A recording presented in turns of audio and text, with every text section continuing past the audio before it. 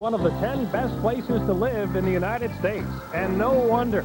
Breathtaking scenery and a booming economy have brought people here from all over the United States, and now Canada. The Canadian Football League is anxious to expand, and Portland is hungry for pro sports.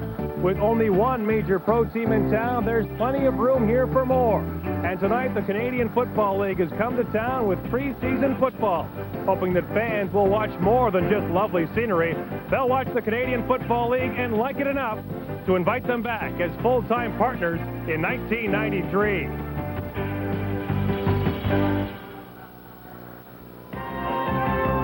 The last time the Calgary Stampeders met the Toronto Argonauts was the final game of the 1991 season, the Grey Cup game in chilly Winnipeg. The star of the show was the Rocket. He was the game MVP, and when it was over, the Argos were champions. Wally Buono's Calgary Stampeders came oh so close with Danny Barrett at the helm, but there's a new man up front in 1992. Doug Flutie is the new quarterback. Can the CFL's MVP from 1991 take the Calgary Stampeders that extra step? Tonight, the CFL's brightest stars, the Rocket, and Doug Flutie strut their stuff as the CFL puts its show on display. It's preseason football from Portland and a Grey Cup rematch between the Argos and Stampeders.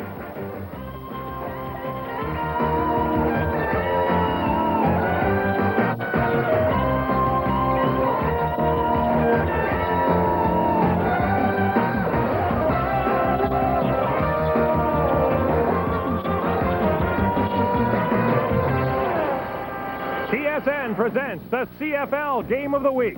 Today's game from Portland, Oregon is brought to you by Pepsi. Gotta have it. In a city experiencing a record-setting heat wave, we've come to Portland to see how warm the reception will be for the Canadian Football League. It's preseason football south of the border as the Stamps take on the Argos. Good evening, everyone, and welcome to the CFL Game of the Week, a special preseason edition from Portland. I'm Gord Miller. Not since 1958 has the CFL played a preseason game outside of Canada. And while this game won't count in the standings, it's safe to say that this may be the most important game played in the CFL this year. The league's looking for new markets and money. Portland is a sports-hungry city looking for a new team. It looks like a match made in heaven. So does our commentary team, already in mid-season form. Here again are John Wells and Leif Pedersen. Gord, thank you very much. It is nice to be here to kick off a new season with a preseason game that means something. It's a chance for the CFL to showcase its game and its marquee players. It really is, John. You know, I haven't been involved in a preseason game of this importance for a long, long time. The players realize that, and that's the way they're going to play the game tonight. It will not be like other preseason games where you'll see a lot of rookies. The veterans are going to carry the load and try and put on a great show. And as we look at the stars of this show tonight, they'll need no introduction to an American audience. There's Doug Flutie for starters, number 22 for the Stampeders now. Well, he had a dream year last year in 1991, league MVP. But you know what? This is a new season, a new team, and new players to play with. So this is a very important game for Doug Flutie. He has to get his timing down with a new group, and so look for him to play his hardest tonight, that's for sure. And also needing no introduction tonight will be the Rocket, number 25 for the Argos. Well, he got off to a slow start last year, but by the end of the season, everybody knew what kind of a threat Rocket was when he touched the football. And the scary part of things is Adam Rita says he's had an unbelievable camp, and you haven't seen the best of the Rocket yet. So the fans of Portland tonight are in for a real treat. We'll look forward to that and to this football match here at the Portland Civic Stadium tonight. We're happy to bring it to you, Gord. Thanks very much, gentlemen. It's a preseason game. That means plenty. Want to see some great football? Stick around. The Stamps and Argos are next. Check the map. Cancel that order, guys. Welcome to Portland in the Civic Stadium as we get set for the first Canadian Football League game played in the United States since 1958.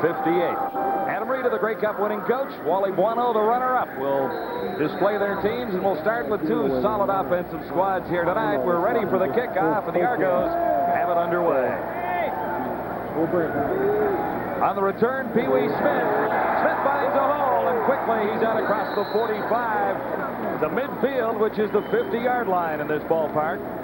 Stopped by Paul Masati, number 88 for the Argos. The field is 100 yards long and 65 yards wide. The end zones are 10 yards And Doug Flutie gets set for his first official sequence as a Calgary Stampeder. Flutie has changed his sweater number from the famous number 22 to number 20 as the quarterback for the Stampeders. 1st and 10 for Calgary at the 47. Flutie near side has a man open. Derek Crawford, number 83. Offensively, the Stampeders have some changes up front. They Couple have of retirements. A lot of rebuilding to do. Leo Blanchard and Lloyd Fairbanks from the right side are gone. Lou Cavazzo moves in, a former defensive player. Kenny Moore moves over. Larry Clarkson from the BC Lions is playing tackle. A great group of receivers to work with. Carl Bland. Derek Crawford is back from that ankle injury. Of course, Keevan Jenkins and Andy McVeigh were the backfield of last year. So a great group for Doug Flutie to work with. 14-yard pickup at his 1st and 10. And Campbell reads the play well. Mike Campbell stopping Keevan Jenkins, number 23. The Argos with a very tough defense in 1991. There are not many changes for the Argos to begin this 1992 season. They're beginning with a veteran core in this preseason game here tonight. Oh, it's a solid defense. Mike Campbell made the play there, and I would have to think he was certainly the most improved Argonaut in 1991. He led the team in sacks, and pretty tough defensive front four that Flutie will go against tonight. 2nd and 10. Flutie over the middle, and Alan Pitts makes the catch at the 20-yard line. Pitts in front of Don Wilson, number 20. Well, it's not surprising to me that Doug Flutie on the first drive on 2nd and long goes to Alan Pitts, who set a CFL record last year with 118 receptions, a 19-yard pickup for Pitts there. Good in pattern. Doug Flutie with good time to throw. And that really will be the key for him tonight. Offensive line that's being revamped. Can they protect Flutie? That's a real question mark for the Stampeders. Quickly on a couple of first downs, the Stampeders are at the Argo 20, 1st and 10. Keevan Jenkins, and not much running room for Jenkins as he's met by Jeff Braswell, number 57.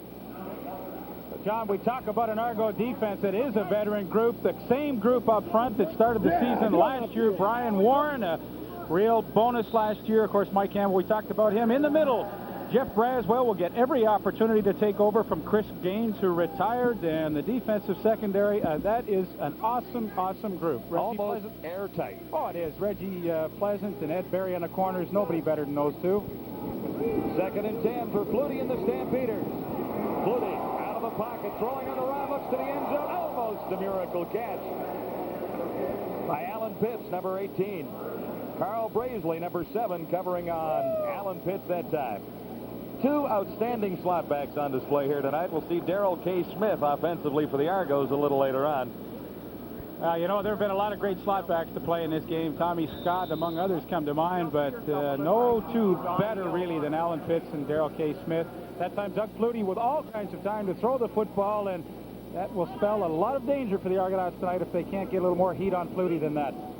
That sets up a field goal try from 27 yards away, and Mark McLaughlin is on target as the Stampeders score on the opening drive. Let's join Gord Miller.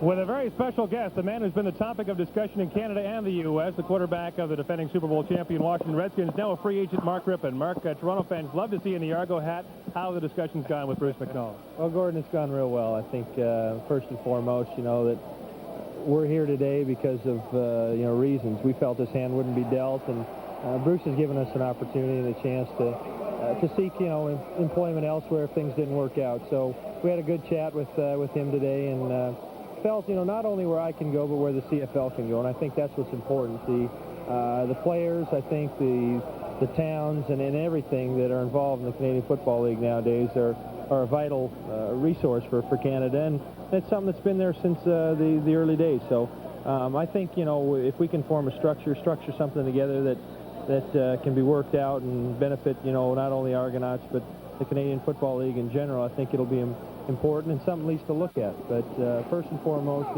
is the Redskins. We'll see where this leads us to. I've never wanted to leave the Redskins, but unfortunately the way things have gone, this is where it's led to. Mark, thanks very much, and we'll look forward to perhaps seeing you in the CFL. Thanks, Gordon. Appreciate it. What a well-spoken guy. Wouldn't that be something if Mark Rippon came from the Super Bowl to the CFL? Well, you know, John, each team is allowed a marquee player whose salary will be exempt from the salary cap. Now, the Rocket's salary is exempt. He's gone by himself, so the Argonauts still have room to add a marquee player's salary to their team, and Mark Rippon's certainly salary would qualify for that, I'm sure. Back for an Argo first down as Foggy goes to the far side. And Darryl Hall makes the stop on Rocket Ismail. Not much gain for Rocket on the far side. Here the Argos up front, and one change up there, at least for the start of the season, as Green is sitting up there, number 61, Chris Green. And an awesome receiving core. Rocket Ismail, David Williams. Paul Mazzotti gets the start. He will trade off with Andrew Murray and Darrell K. Smith. Mike Pinball Clements in the backfield. He will see a lot of action. A lot of superstars to get the ball to. That's probably the biggest problem Ricky Foggy will have. Gain was one on the previous play. This is 2nd and 9. Foggy had Clemens open and overthrew him as Clemens was decked now near the 35. Darryl Hall, number 7, covering on the play. Well, Foggy had all kinds of time to throw this football. He got a beautiful matchup with Pinball Clemens down the seam of the field. He just overthrew him a little bit, and Pinball paid the price. As number 7, Darryl Hall, will come from the left of your screen and put a pretty good hit on Mike Clemens. And that's what Darryl Hall is famous for. He's 6'2", 205 pounds, All-Canadian last year, and pretty much an All-Canadian because of his physical presence on the field. Anytime a receiver is in his area, he makes his presence known. Hank Olisic beginning his 16th CFL season, and what a career it has been. He has been to the Grey Cup 9 times and won 7, including last year with the Argos. Little pressure on Olisic. He got it away.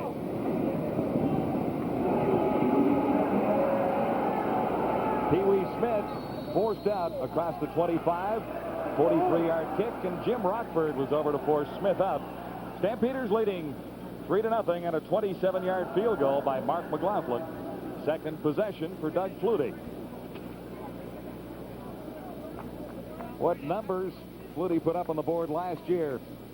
38 touchdowns at the bottom of that last, but 6,600 yards passing. Absolutely amazing. That really was. And when you look at that touchdown total, you add the 14 in that he scored himself rushing. He accounted for 52 touchdowns last season. A phenomenal performance. Keevan Jenkins on first down from the 27. Jenkins hit as he turns the corner. Hit by Don Wilson, number 20. Well, it's early in the first quarter in the Stampeders' second possession, and already really one of the problems they've faced is 2nd and long. It seems like on every series that they have had, this is the situation. They've elected to run the ball on first down, have not been able to get any kind of sufficient yardage. So once again, Doug Flutie with a 2nd and long. They get 2nd and 8 from the 27. Stampeders in the lead by 3. Flutie forced out, goes to the far side, and incomplete for Alan Pitts, number 18. Braswell was over there, but covering on the play was Don Wilson, number 20. It's what Doug Flutie does best. When he is flushed from the pocket, he becomes oh so dangerous. The threat to run the football. This time he elects to throw to Pitts. Pitts open early, but Don Wilson with a nice recovery, and Alan Pitts just couldn't hang on to that low throw. So 2nd and long really does cost the Stampeders. They're going to have to get better production on first down. Brett Matich, Western All-Star punter last year, gets it high.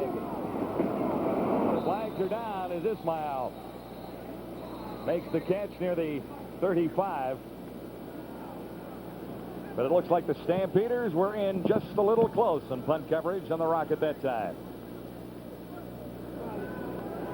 Stampeders leading 3-0 in the Toronto Argos. And we'll continue from Portland in a moment. Calgary offense. Third Back down live repeated. at Civic Stadium in Portland. Offside against the Calgary Stampeders. Offside against the Argos. Offside Argos, no yards Calgary, so they're going to do it all over again. Matich standing back near his 5-yard line this time. Pretty good crowd on hand. We don't have an official count yet. They were hoping to have in excess of 15,000. Nice stadium, though. It's a small, intimate park. Everybody close to the action here. Sight lines are very good. Is it the Portland Beavers that play AAA baseball here? Pacific Coast League, Portland Beavers.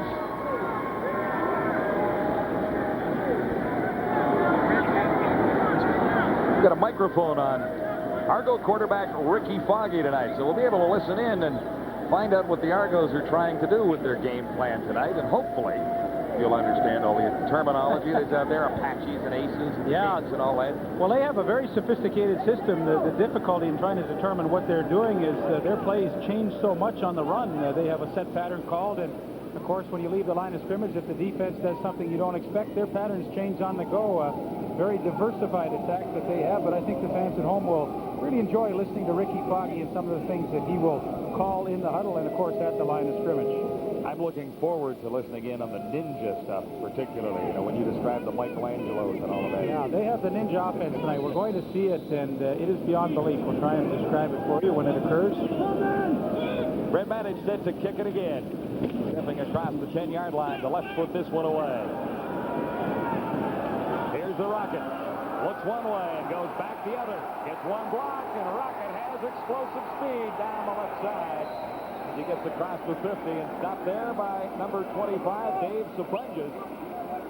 Well, the great thing about the Rocket is he is able to stand there and really freeze the punt cover team until he sees an opening. And then with his tremendous speed, he's able to accelerate and get away from the initial tacklers. And watch how he does it right there. There's the freeze right there on 30 Kent Leonard. Now the wall forms to the outside. He's able to get it. But look at all the Calgary players. They're bunched together, and they really don't have the coverage that they want. And that's what makes the Rocket so dangerous.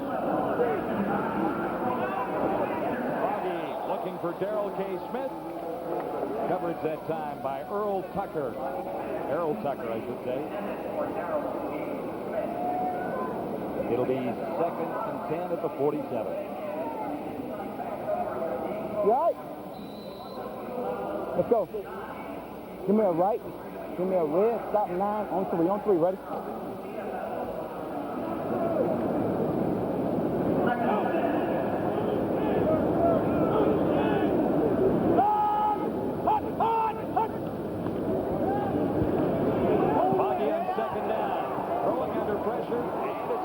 Intended for a Rocket and picked off by Errol Tucker. He lost it. And now the Stampeders continue along with Peterson. Greg Peterson, number 24. Finally stopped by Foggy. I thought that Tucker was down, a 51-yard interception return, but they haven't taken it back. So the turnover. A big one as far as the Calgary Stampeders are concerned. Probably a ball that Ricky Foggy shouldn't have thrown. It goes to show you what pressure can do. Will Johnson, number 81, gets a hold of Foggy's leg, and as he is going down, he tries to force the ball into Rocket Ismail. He floats it high. Errol Tucker with the interception, the first turnover of the ball game, and the first big break for the Calgary Stampeders. That's a nice catch on the interception. 1st and 10, Stampeders inside the 20. Good fake by Flutie. The pitch. Now Flutie to the 10, the 5, and touch. No, hang on. He stopped at the 1. Stopped by Carl Brazeley at the 1-yard line. Oh, the Portland fans think he was in. It was close at the line. They wanted to see Doug Flutie score. I mean, they remember this name from Boston College and a few other teams in the NFL. Nice play fake to Alan Pitts on the reverse, and nobody comes open, so Flutie does what he is so famous for, tucks it under his arm and takes off on the run. Remember, 14 times he scored last year, and does he get in? Well, that's pretty close. Hey, it's preseason for the officials, too. We'll give them a break. 1st and goal to go for the Stampeders, who lead 3-0. Not that time. Eric Mitchell, number 21, met by Jeff Braswell. Well, Braswell hasn't lost any of his shenanigans. Well, the middle linebacker has to make the play in short yardage defense. You see Braswell scrape off the tackle. The defensive line does a good job penetrating, stuffing the hole, and allow Braswell to come through the opening and stop Eric Mitchell. Actually, he lost about a half a yard on that play. It'll be 2nd and goal to go. Stampeders at the Argo 2. Flutie puts it up this time, and it's knocked down. Intended for Andy McVeigh, and Reggie Pleasant had his hand up just in time. Oh, I think Doug Flutie would like to have that one over again. A super play fake. He had Andy McVeigh wide open, but he just feathered that football a little too softly. And Reggie Pleasant, with a great recovery, knocked it loose. And sure, why not gamble? Preseason. You see that ball hangs up in the air just a little too long, and Reggie Pleasant with a good recovery. Preseason, go for it, eh? Why not? Why not? Sure. Third, goal to go. Stampeders at the Argo 2. It's 3-0 Calgary. Flutie looks to throw again, and this time he's on the money for Alan Pitts. A 2-yard touchdown toss, Doug Flutie to Alan Pitts.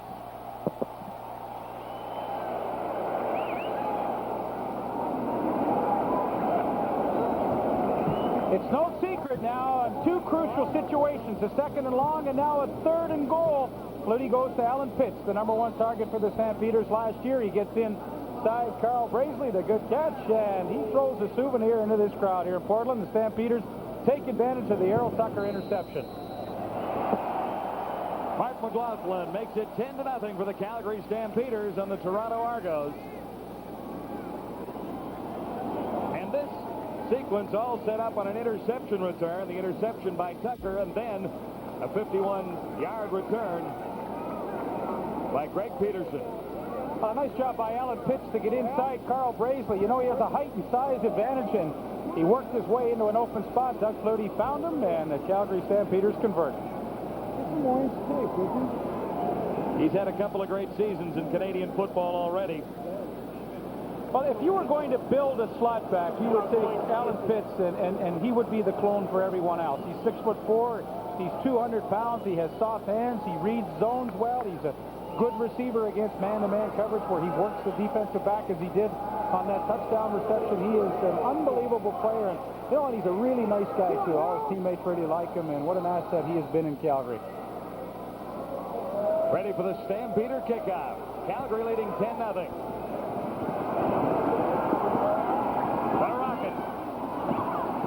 Out across the 35, near the 38-yard line.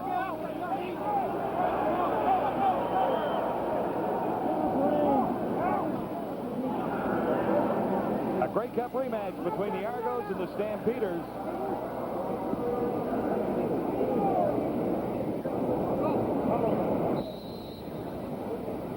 And the scoring drive, rather quick, but it was third down and goal to go from the 2-yard line when Flutie hit Alan Pitts. First and 10 for the Argos. Foggy intercepted on his last pass, looks for the rocket, and the tight coverage supplied by Errol Tucker once more.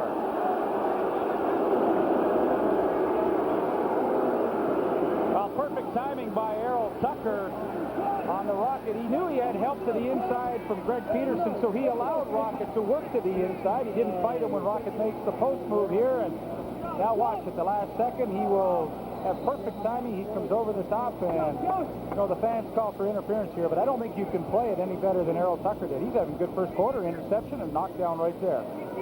Played 3 games for the Stampeders last season. He was involved in the Grey Cup.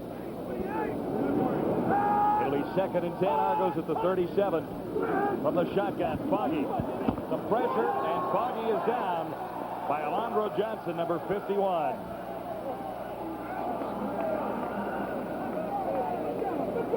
Well, pretty much what has happened to the Calgary Stampeders in their first 2 series. The Toronto Argonauts find themselves continuously in a second and long situation. The pressure obviously starts to come. The blitz is on. Alondra Johnson from the middle linebacking spot gets the sack on the blitz. Matt Finley was coming as well, so the Calgary Stampeders not only have scored a touchdown, they get great defense. The Argos are 2 and out, and the Stamps will get the ball back in a hurry. Angelisic inside his 20. Aiming this for the sidelines. Stampeders get a decent bounce. Return for Derek Crawford. And he was met by Kevin Smelly, number 5 for the Argos. 33-yard kick that time. Not much of a return. Bruce McNall looks in from the sidelines. His Argos are down by 10. Preseason football in the Canadian League. Toronto versus Calgary at the Portland Civic Stadium. A Grey Cup rematch with Calgary in front 10-0 in the first quarter. Gord? Thanks very much, John. Bruce McNall is with me now, the owner of the Toronto Argonauts. Mark Rippon's about 5 feet away from us. Bring us up to date on how those talks are going. Oh, we had a good conversation. I think he definitely is very interested in playing in the Canadian Football League, and he is Canadian, as you know, and his father told him one day, I'd like you to play at least a year of the CFL, and I think it means a lot to Mark. We had a nice conversation about things, and we're going to move forward and investigate what the possibilities might be for our team and really for the league in general. All right, let's talk about Portland now. The crowd seems to like the game. They're enthusiastic. What do you think the chances are of expansion? Well, I think they're very good. I mean, they say the crowd is terrific. They seem to really enjoy it. They're getting a big kick out of this game, and I hope we can put on a good show for them. And I think there's a very good chance of expansion here in the near future. Bruce, thanks very much. Happy to. Thank you very much. It's a nice little ballpark for football. Capacity, they say, can be 28,000. It's not a full house here tonight, but there is some enthusiasm for football, CFL style, in Portland, Oregon. Stampeders leading 10-0. Calgary first and 10 at the 47. Flutie looks to the far side. No one open. Now he finds a man. Far side. Crawford makes the catch. Big game for Derek Crawford as he tries to come back from a very serious injury last season. 23-yard pickup there. It's rather important to Stampeders to get this guy back healthy and in the lineup. It really is. He had a severely broken ankle last year, and this is a real test for him tonight. He's playing against Ed Berry and Reggie Pleasant. They are two excellent corners, so Derek Crawford, a wonderful opportunity to reestablish himself as one of the better receivers in the Canadian Football League. First and 10 Stampeders now at the Argo 29. This is Eric Mitchell, number 21. Mitchell caught from behind and slowed down, finally dropped at the 25. Dave Bovell, number 29, in on the tackle, as was Jeff Braswell. Well, Eric Mitchell got a brief opportunity late in the season last year, and he has some tremendous speed, a little different than Keevan Jenkins to start. Keevan Jenkins more of a power runner. Eric Mitchell more of the Reggie Taylor scat back style of play, and of course that's so well suited for the Canadian Football League. Mitchell slightly shaken up. Jenkins is back in at the running back spot for the Stampeders. 2nd and 5. Pressure on Flutie. He got away from the first, but not from the second. Argo through, which is Harold Hallman. Don Moen, number 36, was first, and Hallman was there for the pin.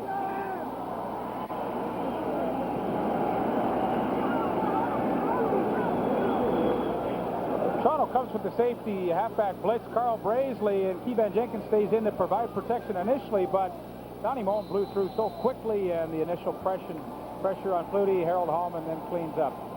Yep. Oh, that's the pose he does. From the Karate Kid. Remember that move? Oh, yeah. Yeah, that's what it is. Mark McLaughlin, a 41-yard field goal try this time. He's 1 for 1 on the night. He's wide on this one. Stampeders add to their lead. McLaughlin missed from 41. It's 11-0. Calgary leading Toronto in Portland, Oregon. A celebrity in our midst here in Portland tonight. That's Jerome Kersey of the Trail Blazers. What a great year they had, and almost season.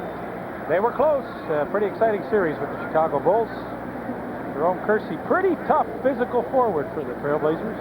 Halftime tonight, the sports update from our control center in Toronto, as well as Portland's CFL bid. We'll take a closer look and see if they are really interested here in Oregon. And Leaf will have highlights and the telestrator. Commissioner of the NBA, David Stern, is also in attendance. Of course, yesterday in Portland, this has been a busy week here, the NBA draft.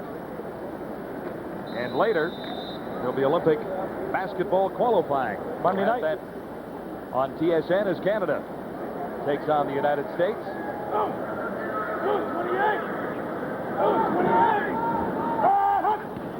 First and 10 Argos, beginning at the 34 this time. Mike Clemens, number 31. Tough running inside for Clemens.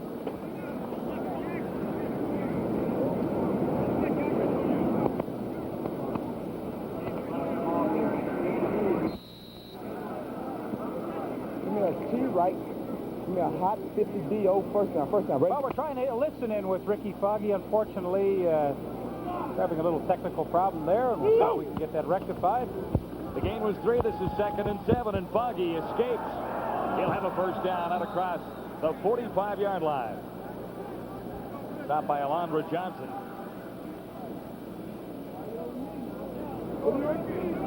That's the first down for the Argos this night.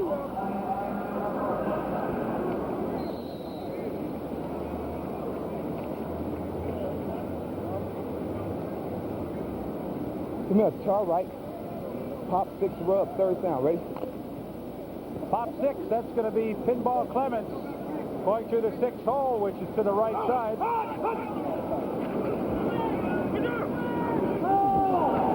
Instead to Darrell K. Smith.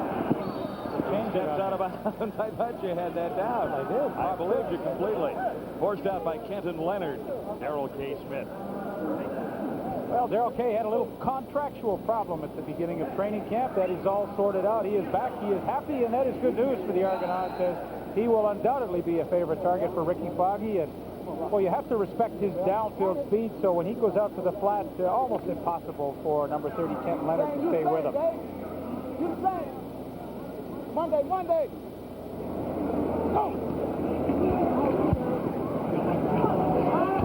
Foggy underneath the cover. Mazzotti, number 88, stopped by Matt Finley. Well, it's taken a few series for Ricky Foggy to get comfortable, but finally he's got a good drive going here, mixing the ball up nicely. Darrell K. Smith now to Mazzotti underneath, and I think that's what will be the telling tale. A little late hit from Kent Warnock, but if Ricky Foggy can be patient all this year, he's the number 1 guy. It's his job to lose, and if he can be patient, that will do him well. Foggy man open at Pinball Clemens, and that'll be a first down for the Argos. That's 3 in a row for the Argos. Inside the Stampeder 30, met by Johnson. And that is Will Johnson, number 81, left defensive end.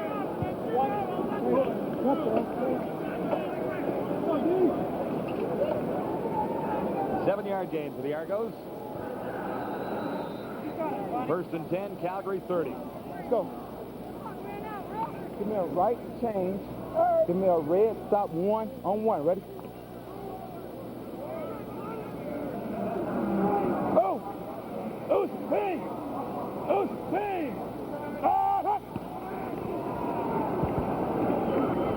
Ricky Foggy in double coverage that time.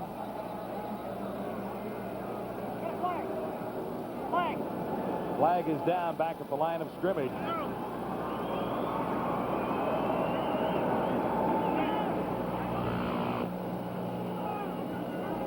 Referee tonight, Dave Ewell. Holding. Toronto offense number 54. First down repeated. That's the center, Blaine Schmidt. Interesting to note that it is a CFL officiating crew here tonight, bolstered by a couple of officials from Portland, 2 from the Pac-10 conference down here. Harvey Jones is the side judge, and Jack Collier is the umpire. So a little mix of American and Canadian football officiating. Right. Hot 54 Stiller on 1. Ready? First and 20 Argos.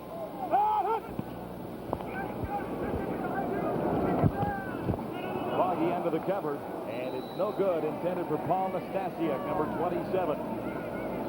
The Argos will face 2nd and 20 when the second quarter gets underway in Portland.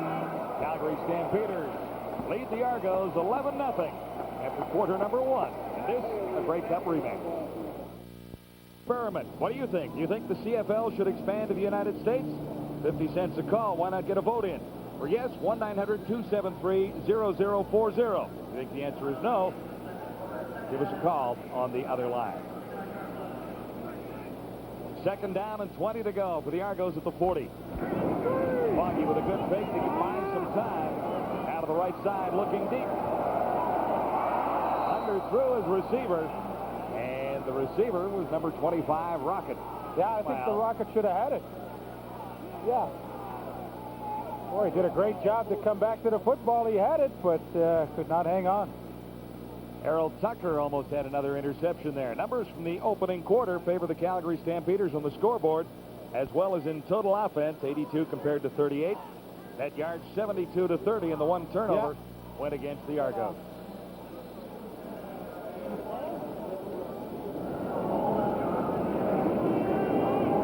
Lance Chomick gets his chance to put the Argos on the scoreboard for the first time, trailing 11-0 right now.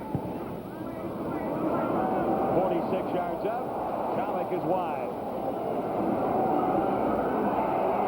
Pee-wee Smith on the return. Slowed down by Dan Ferroni, number 69, and finally pinned. Wally Buono has the lead. He's also wearing a microphone tonight. So we'll listen in on some conversations at the Stampeder bench tonight. Doc, Daryl's out. He's staying. He's play halfback. No. Set it up nice and get to the wall. You're going to score. Okay, come on. So you got to call the pick and inside receiver goes in to get the halfback off. Okay? Thank you. First and 10 Stampeders. Flutie to the near side for Carl Bland, number 85. Met there by Brian Smith. Darryl Hall is out, I believe. He was saying Darryl is out. Dazed down there, according to Stampeder bench.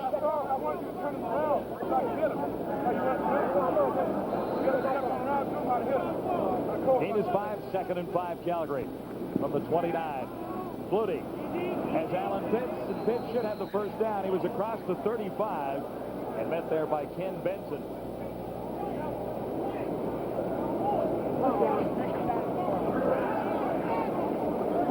Now we're going to a trips formation to the wide side of the field. Alan Pitts is the middle receiver, and he just works into an open area between the halfback and the new linebacker, Ken Benson, and Doug Flutie finds him for a first down. And Flutie over the middle again for Alan Pitts once more. He fights to the 45, and Benson, number 73, makes the tackle again.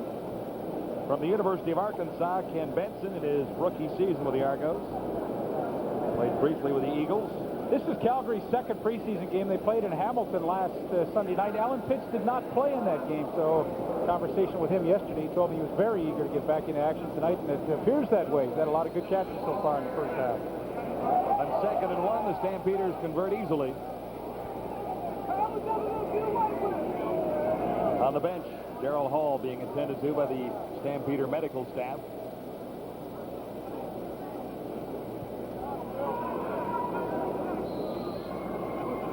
Young fan from Portland, hopefully enjoying the football evening here. Yeah, he's got the Trailblazers card there. Yeah. First and 10, Stampeders at the 45. Flutie releases in a hurry, and again it's Alan Pitts. Down to the 35. Eric Ringon, number 40, making the stop for the Argos. A great read by Doug Flutie so quickly. Alan Pitts cleared the linebacker, Keith Costello, and no sooner had he breezed past him, and the ball is in the air. And there it is. You see Keith Costello is dead in the water. Alan Pitts with the easy catch, and Doug Flutie seems to really have command here of his offense in the second quarter. From the 35, Stampeders first down. Flutie looking to the corner for Carl Bland. He makes the catch, but he's a little out of bounds.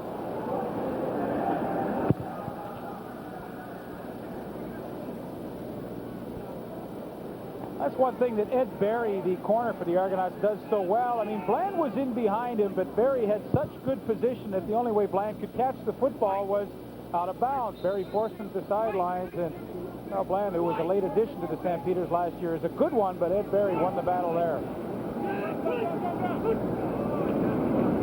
2nd and 10. Flutie for Alan Pitts. This combination is working well. Pitts away from one tackle. He'll have the first down, and he gets inside the 15. Stopped by Jim Rockford of the Argos. A 21-yard gain for Alan Pitts. 1,764 yards for Pitts last season.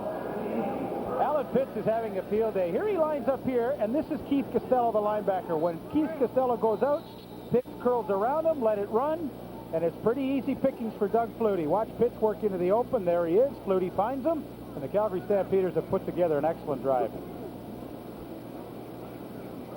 Alan Pitts 6 catches, 75 yards, and 1 touchdown. He'll wish this game counted. Absolutely.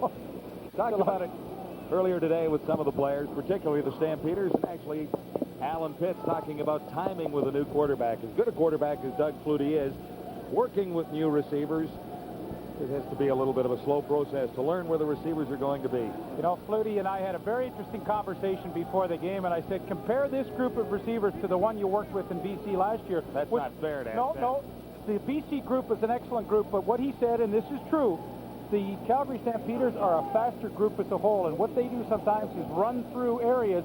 They don't choke down in the holes of zones, and he has to try and teach that to him. Alan Pitts is one of the good ones. He will find the open spot and stay there, but Flutie says although they're a little quicker, sometimes it can be a detriment. So they are working very hard here in preseason to get their timing down. That's not a knock on the BC line receivers. No. That is an awesome group they have. Oh, Matt Clark, Trevathan, Ray Alexander. That is a good group. And coming out of the backfield, John Volpe. Not bad. What you got here, John? Strong or weak? Oh, baby, let's go, Red. John Hufnagel calling the signals John, get it wide. on the sidelines for the Stampeders. It is 1st and 15, or 1st and 10 from the 15. Flutie trying to buy some time, looking to a very short end zone. And it is no catch down there. Well, this is an adjustment that the teams are going to have to make tonight. A short end zone. Derek Crawford is used to receiving a bomb from the 15-yard line or such, and tonight they have to worry about that 10 yards, and he tries to stay in bounds, but there you clearly see it. An excellent call. The official's right on the spot, and no way did he have both feet in. One of the things the players were talking about yesterday was the shortness of the end zones. Only 10 yards for this game in Portland. 2nd and 10 quickly over the middle and down to the 5-yard line. Narrowly missing the first down.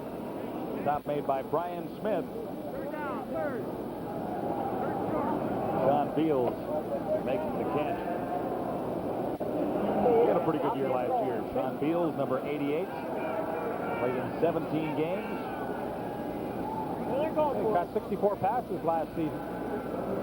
7 touchdowns. And once again, the Calgary Stampeders are faced with a 3rd down situation. They will gamble. It's preseason. Why not? Stamps leading 11-0. 3rd and 1 at the 6-yard line. Last time they threw for the touchdown. Evan Jenkins tries to get to the outside. There's a flag, and he gets to the 5-yard line. We'll see who the infraction is against. Right here, Bill.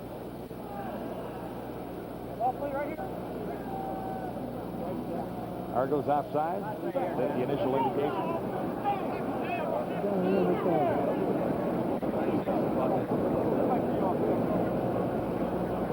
Procedure call against Flutie and the Stampeders. We'll take a look. Must have occurred along the right side of the line. See if you can see someone move. There it is. The tight end, I think it's Sreko Zizakovic, who comes in on short yardage. Fence, number 96. 3rd down repeated.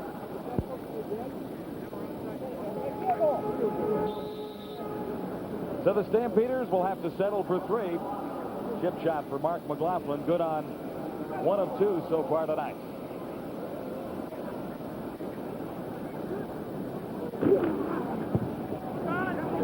No mistake about that one. It is right out of the park. It's almost back into Washington. Very close to Washington State here in Oregon. Stampeders in front, 14-0. Our game of the week on TSN, a preseason encounter. The Grey Cup rematch between Calgary and Toronto. The Argos won in Winnipeg. The Stampeders lead by 14 here. Gord? Peter Jacobson Productions helped put on this game tonight, and the PGA player is with us now. How do you like it so far? Oh, I love it. The city of Portland is really excited about CFL, and we've got a great turnout tonight. This is a pretty exciting game to see. Now, if there is a CFL team coming to Portland, you'd like to be involved? I'd like to be involved from an ownership standpoint. Paul Allen, who owns the Blazers, is very interested, as I am, and a few other individuals. And Portland, you know, is a small town, which I think fits very, very well for the CFL. Yeah, the CFL, we see it on TV. We don't get to see it live, so this is really a treat.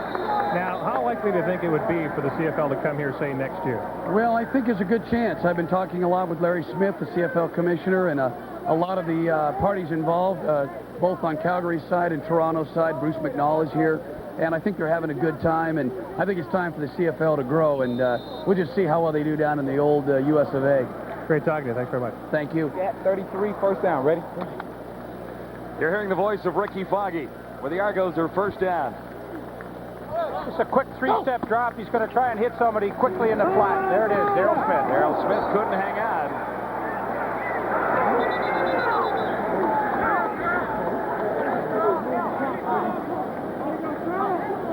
Anytime you hear Ricky Foggy say 30-something, that means a quick throw, a three-step drop. The receivers are going to set up quickly downfield. That's what they did, but a good hit forced Daryl Smith to drop that ball.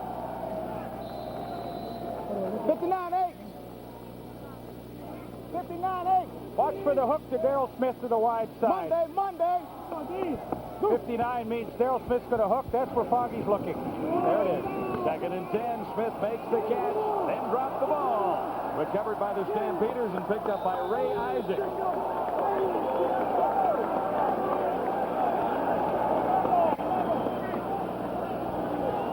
So Foggy, a victim. After coming up with the necessary first down yardage, Darrell K. Smith couldn't hang on. Another turnover the way of the Stampeders. Well, Ricky Foggy can't throw the football any better. Daryl Smith makes the nice catch, finds the open spot, and as he goes upfield, the hit by Alondra Johnson, 51, forces the ball loose. And Ray Isaac with the recovery. The Stampeders with a couple of turnovers here now in the first half. First one led to their touchdown. Well, excuse us. We've been calling him Ray Isaac. Charles Anthony has changed his number on us, as they so often do in preseason. He is now wearing number 9, so we'll credit him with that fumble recovery. Evan Jenkins carrying for Calgary and met by Keith Costello. So I've made that correction. He was number 41 on my program, but he is now number 9. Carl Anthony. Charles Anthony. There is a Carl Anthony, too. That is definitely Charles. We hope. Gain is 4, 2nd down and 6. Let's go, drop down, use it, baby.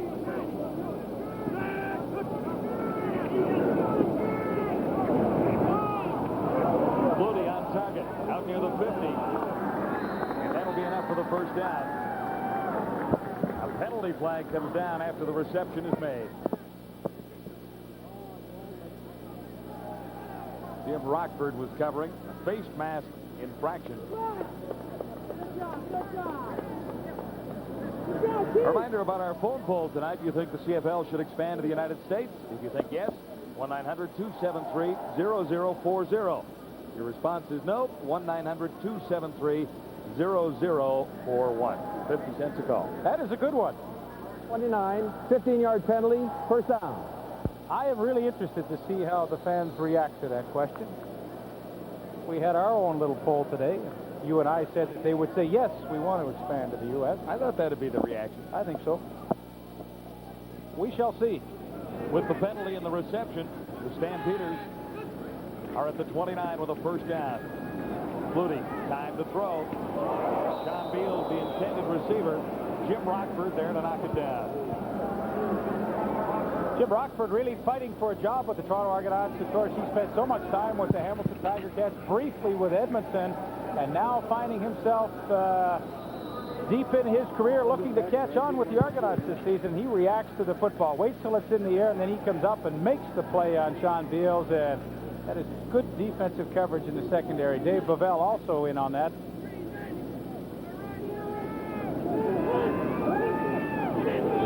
Second and 10, Stampeders at the 29, flag down. Flutie being pursued. He gets it away. Sidelines far side. Carl Bland couldn't bring it in. Some early movement from the left side. Well, Doug Flutie changed the cadence just enough to draw Eric Lindstrom offside. He knew he had a free play.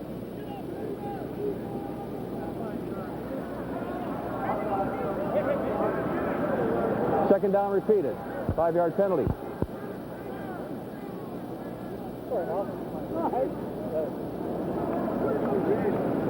He looks very comfortable with his new team. He should fit in well. We talked about the great core of receivers that he has in Calgary. Pretty good offensive unit. Insert a quarterback like Doug Flutie into the middle of this. They were a good team before they signed him, and they are an even better team, obviously, now with Doug Flutie in there, and that's not a knock on Danny Barrett. Hopefully he will do extremely well with the BC Lions, but Doug Flutie did post some interesting numbers last season. Stampeders are looking for a little help on the right side with Leo Blanchard gone and Lloyd Fairbanks retired. Two veterans on the right side of the offensive line.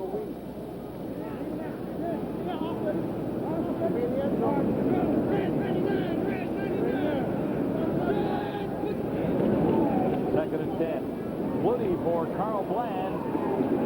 And he's to the 15. Rockford in on the tackle once more. Here, Wally in the background a second ago saying he thought that play should be in the end zone. Not quite. Coaches think every play. I mean, it's designed to go in the end zone. It certainly doesn't work that way. Good job, Andy. Way to get the crease. Way to get the crease. They went halfback run, huh? Good.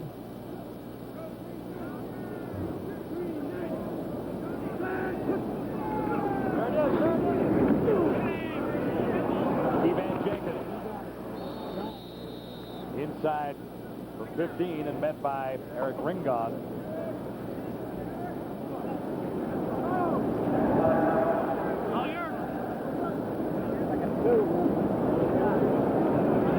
Toronto Argonauts have to replace Darryl Ford, who was a tremendous linebacker with them last year. That is the most hotly contested position so far in preseason. Eric Ringon made the play there. He is involved in a real fight with Ken Benson to see who will start that outside linebacking spot. The rest of the defense is solid. That's the only question mark area for the Argonauts.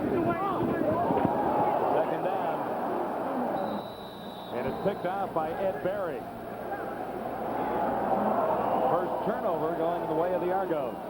Toronto Argonauts needed a break. The Calgary Stampeders have totally controlled this first half. The Argonauts have not had a break up until this point, and Ed Berry makes a spectacular play to step in front of the post pattern, gets the interception. Pee Wee Smith on the post, Ed Berry with the interception. And so the first turnover the way of the Argonauts. Ed Berry's interception, but the Argos trailing 14-0 start deep in their own zone. Welcome back to Portland, Oregon. Our game of the week, a preseason encounter, the Grey Cup rematch between the Calgary Stampeders and the Toronto Argonauts. Stampeders lead 14-0 as we head toward halftime. 4:41 till a half, and the Argos are first and 10 from the 4 after an Ed Berry touch interception.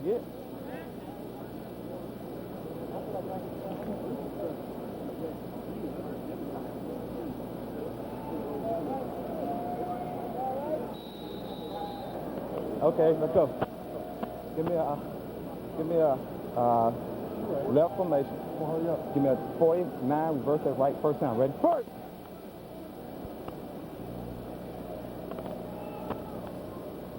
A reverse to Ismail. He's out across the 15-yard line. Good call in a situation like that.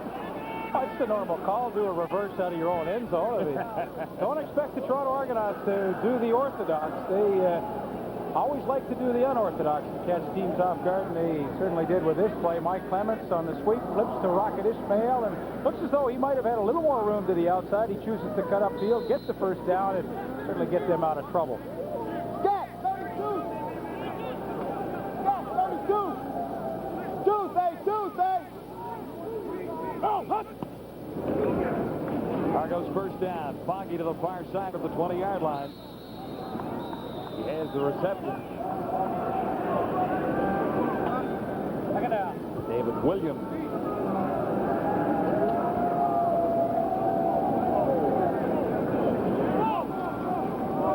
Lots of weapons in the Argonaut offense. 59-8. That's the same pattern again to Derek Smith. That's DK Smith. That's who he's looking to on the hook. He's to the wide side of the field. And Williams, the intended receiver for the second time in a row. It'll be 3rd and 6.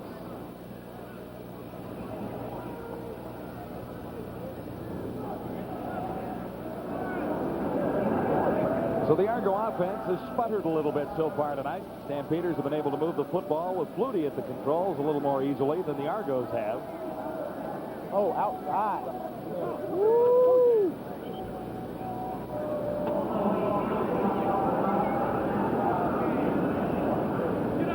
Three-minute warning here till halftime. Adam Rita down by 14 to only one on the Calgary Stampeders. Will continue live from Portland in a moment. Yeah, I'd say those guys are Rocket supporters with the Notre Dame shirts on down there. The Calgary shirt on too. Yeah. Hank Olisic standing near his 5-yard line. Into the final 3 minutes of the opening half. Got a deep kick for Olisic, bouncing near the 50. A 29-yard punt, and not much of a return for Errol Tucker, as he was met by Dave Van Bellingham.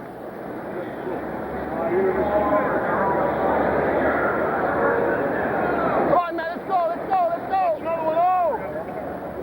Great success as the head coach of the Calgary Stampeders, Wally Buono, 11-6-1 in his rookie season. 11-7 last year.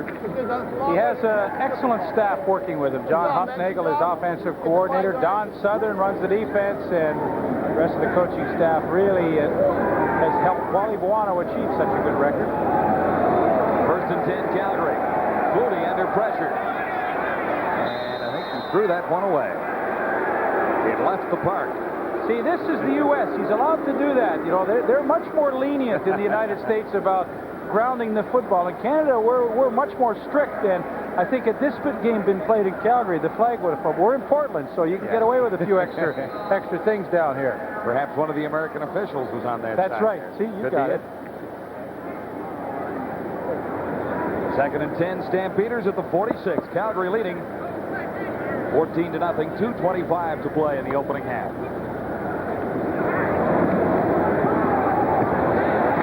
Target once more for Carl Bland inside the 40 to about the 37, and met by Jim Rockford. 15 yards.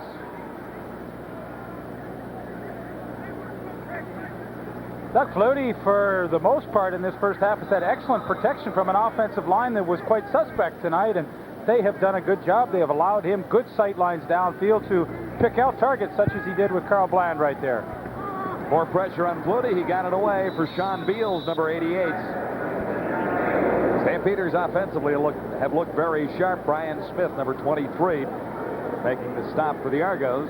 See where they spot it. And the Argonauts are really playing into the hands of Doug Flutie right here. Doug Flutie loves to work against his own defense. He is a very patient quarterback and will pick away at it, which he is doing in the first half with all these hook patterns he's hitting his inside receivers with. Alan Pitts has had a good half. Sean Beals has got a number of hook patterns, and Doug Flutie will take this all day if you allow him. Sure, he likes to throw the bomb and be flashy, but if you want him to, he will be patient and work underneath it, and he's having a great first half. Let's go, Duster. Let's go 149 search. 149 search. What's your route? Tell him to be away for half. What route? John Huffnagel saying a 149 search, and although I don't know the Calgary offense, I suspect that's a play-action type. Search means the linemen are going to block out and search for any kind of blitz coming, but look for play action here. It is a first down for the Stampeders at the Toronto 28. Once more, Flutie inside the 15 on target. Dave Bovell making the tackle on Alan Pitts. Holding, no, I think. Flagged out.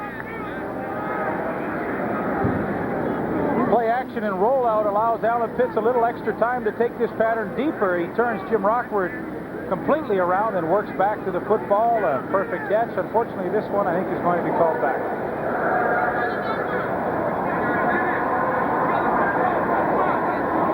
And penalty is, in fact, against the Calgary Stampeders. Holding.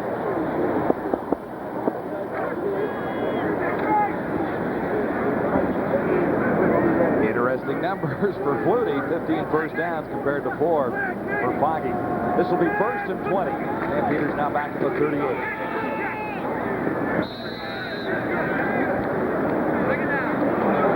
Wayne Ford, number 31, met by Eric Lindstrom, number 74 for the Argos.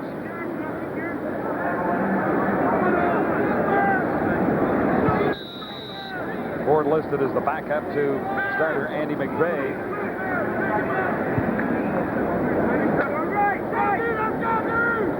Gain is 2, 2nd and 18.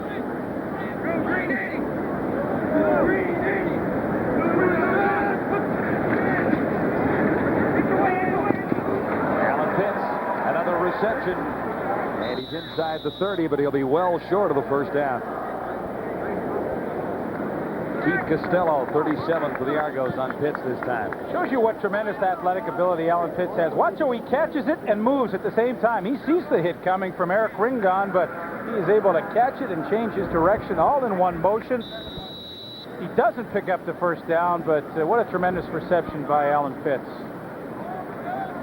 You talk about basketball players having great body control. We're going to see some good ones next Monday night with the Tournament of the Americas, Canada versus the U.S., but Alan Pitts has that same kind of body control in the air.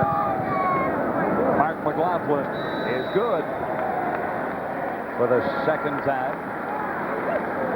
So it has been McLaughlin leading the Calgary Stampeders. The total is now 17-0. McLaughlin with a couple of Calgary field goals.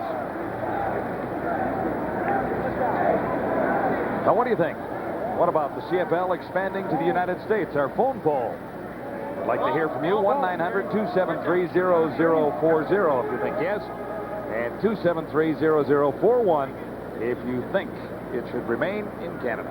Well, it's interesting in talking to the Portland people who were involved in bringing a franchise here. What they wanted to see from the people tonight was really not the size of the crowd, but how well the crowd reacted to the game that they were watching. How interested were they really in this brand of football? Foggy aired that one out for the Rocket, who almost brought it home. And again, the coverage by Errol Tucker, who's been pretty sharp tonight. Yeah, he has. It's a good first half, but it's not that interesting. What the criteria that they wanted from this evening's game was to see the reaction of the people. That was much more important to them than the sheer numbers of people that would turn out to watch it. 50 DO. Look for David Williams on the out. That's one of the things they like to do. From 50, David Williams will push it down about 14 yards and work to the outside. Foggy from the shotgun. Steps up. And it should have been caught by the Rockets. Yeah, the 50 DO is outs to both wide receivers. Ricky Foggy looked to the Rocket. He was wide open. Unfortunately, as you can see, he was not able to hang on to the football. And the crowd in Portland was on him a little bit here. I think I heard a little boo. Catchable football, no doubt. He should have had that one. It's tough when your team's struggling, too. They've only had 4 first downs in the first half. You need to come up with some big plays to try and get your team on track, and that certainly would have helped. 35 seconds now till halftime. Olisic, best kick of the night. Pee-wee Smith on the return. Smith has room down the right side. Lost the ball. And the Calgary Stampeders will retain possession. Jim Rockford leading the Argo tacklers. Rockford has been at the center of a lot of tackles tonight. Into the final 30 seconds, 22 to be exact.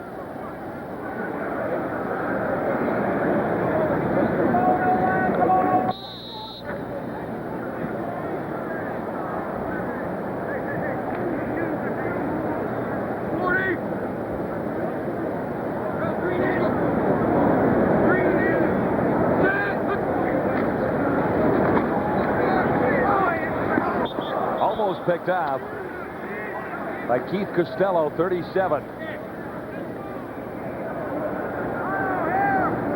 Great night for Alan Pitts so far. 7 of 83 for a touchdown as well. And I guess he's winning the battle of the slot backs. Darrell K. Smith 2 receptions, 33 yards. Alan Pitts has been on the field a lot longer than Daryl Smith has tonight, that's for sure.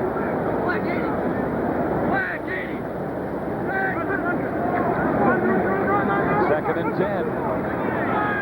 Flutie to the far side, and that was well over the head of the intended receiver, Carl Bland.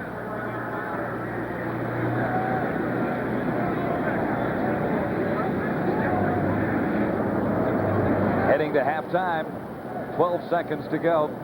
Stay with us. We'll have a sports update from our control center and check out the Portland situation. The possibility of the CFL looking seriously at Oregon. Plus, Leafs analysis. Join Gordon Miller at the half. It will be all Calgary, I think. Maybe a little Alan Pitts. I would think he might make the highlight package here at halftime.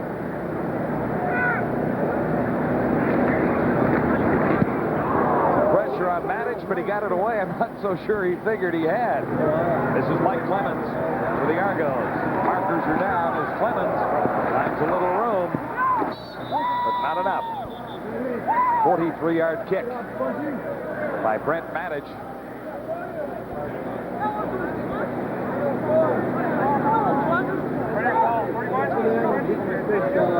Pretty good hit here by Andrew Murray.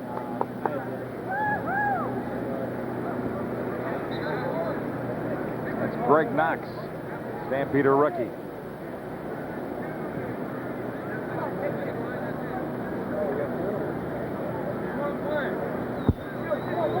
Illegal block.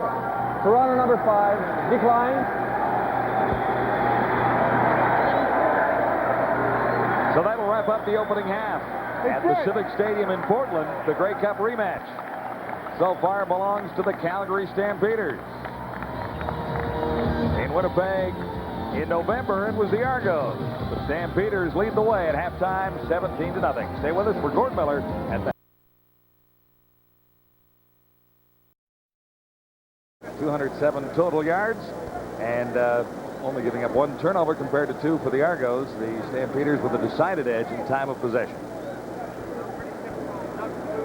Half where he plays ball control with the passing game. 16 completions for Flutie, and I think head coach Wally Buono would be much more pleased with this effort. Last Sunday night they lost in Hamilton 20-17, but tonight in the first half it has been all Calgary Stampeders, and let's see if the Argonauts can get something rolling in the second half and make a game of this one. The Argos won their initial preseason game 48-33 over the Eskimos last week.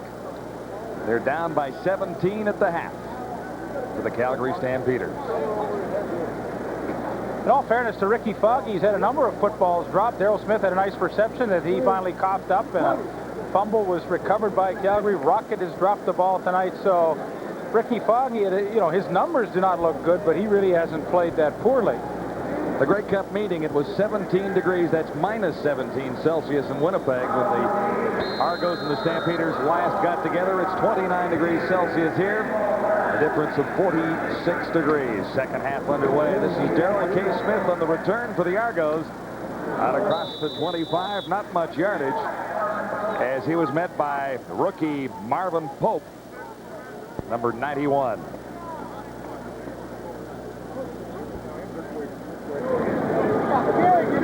John Kangemi is listed as the second-string quarterback, but Mike Kerrigan gets the second crack at it as far as the Argos are concerned here tonight.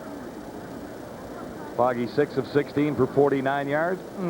Doug Flutie rather impressive at 16 of 26 for 175 through the first half. Now it's Mike Kerrigan's turn for the Argos.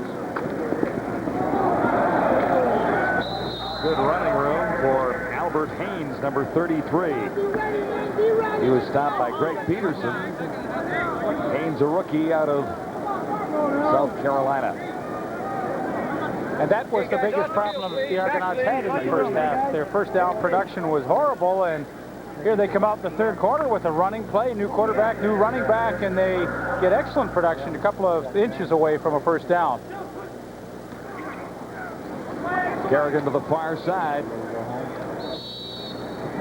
Derek Hill stopped by Errol Tucker.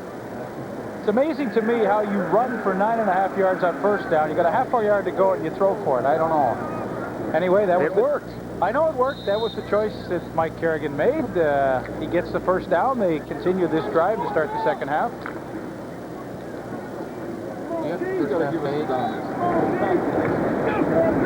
Rookie Derek Hill, the receiver to the near side. J.P. Esquerdo in motion. Kerrigan handing out. Albert Haynes, second carry. He was met by Marvin Pope, number 91, and another rookie, number 47, Greg Patrick.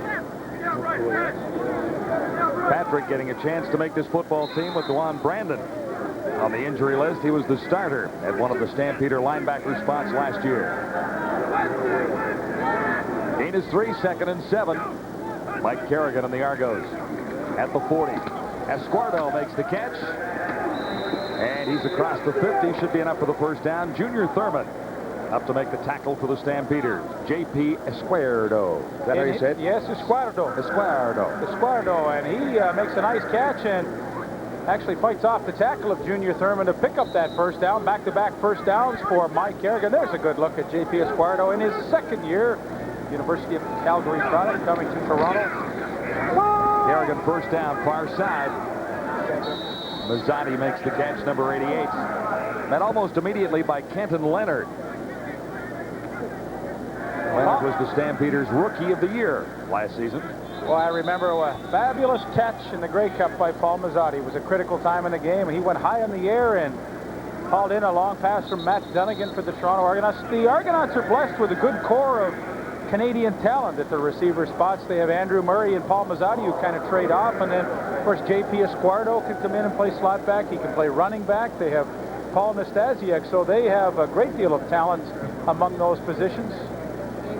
Kenton Leonard being attended to by Pat Clayton and the Stampeder training staff. No scoring so far in the second half. The Stampeders scored 17 points in the opening half, and that's the lead as it stands right now in Portland, our CFL Game of the Week. This opportunity to play against probably the greatest team ever assembled in the world at one time, and it's a super opportunity for Canada. It should be a real fun game to watch Monday night right here on CSN. Kerrigan at the controls of the Argos. This is 2nd and 3. Kerrigan looked for J.P. Esquerdo and was off the mark. You like that name, don't you? Yeah, you've been helping me with my Italian pronunciation. J.P. was telling us how to pronounce it. J.P. stands for Jean-Paul. 3rd and 3, Toronto. Pee Wee Smith is deep. Hank Illicic's punt. Calgary really watching for the fake here. 3rd and about 3.5, 4 yards at inside midfield.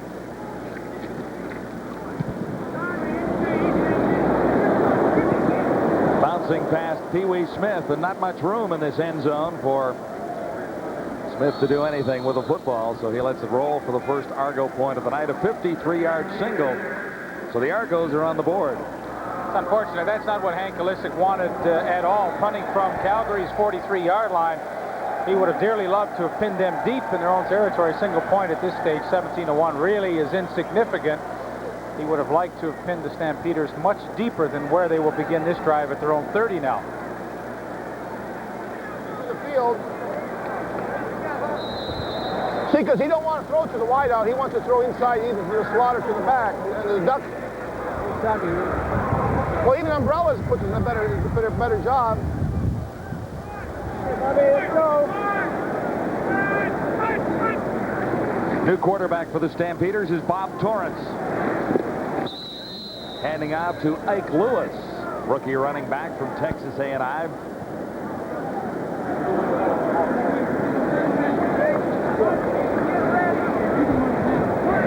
Bob Torrance from the University of Calgary, dressed for 6 games for the Stampeders last year. Had some great years with the Dinosaurs. 23 touchdowns. That was in 1989 for the University of Calgary. Gain is 6, 2nd and 4.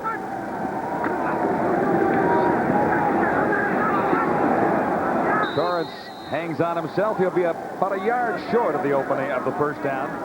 Stopped by Mike Campbell.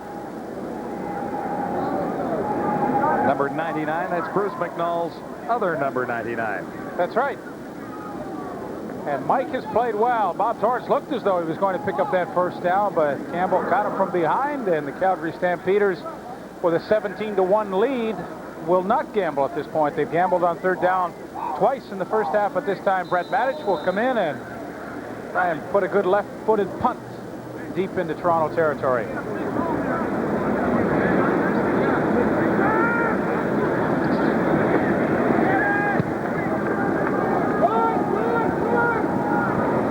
Clemens standing on the spot for a while, now looking for room to the outside, and a lot of running for a gain of about 6 yards. Stopped by Kenton Leonard, a 31-yard punt that time by Matic. The pinball uses a lot of energy when he plays. Did a lot of running right here, as you will see, for not a great deal of yardage, but he's one of those types of players that always keeps the feet moving, hoping to get a block, a little seam here or there. That time he did not, but extra effort is his middle name. From the 37, Mike Kerrigan and the Argos first down. Interesting formation with receivers to the far side of the field. And Kerrigan hands off up the middle. That is what they call the ninja offense, where they have the center and two tackles line up. They split out the guards. They're going to go into it again. And this puts a lot of pressure on the defense. They have not seen this kind of formation. There you see the top of your screen. The two guards are way out there. They run 3 plays. A pass to the Rocket, a QB run. Here comes the quick screen to the wide receiver Hill. And Derek Hill gets to the 45, met by Will Johnson, 81. Johnson, All-Canadian in 1991, 40 sacks in 44 CFL games.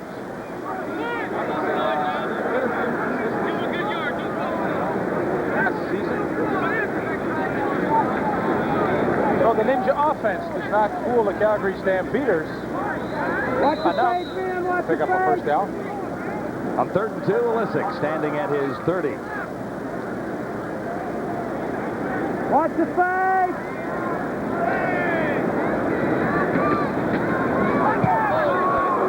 Almost blocked by Will Johnson. On the return, Pee Wee Smith, well covered, stopped at the 15. A 45-yard kick by Illicik. And Don Moen led the Argo tackling.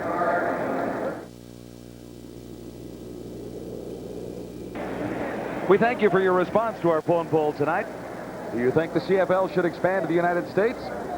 2-1. 1,715 said yes, 810 said no. Some of us are not surprised by that figure they came back in. No, I wouldn't be terribly surprised. Well, with the new ownership throughout the league, the Larry Rickmans, the Glebermans, the McNalls, and so forth, I think there is a bigger picture involved than there was a few years ago. They are looking to new revenues. This certainly might be a viable way to obtain those. Well, they've had football in Portland before. The Breakers of the USFL, the Storm and the Thunder of the World Football League. Both those leagues folded. First and 10, Stampeders at the 15. Torrance on target. Far side for James Pruitt.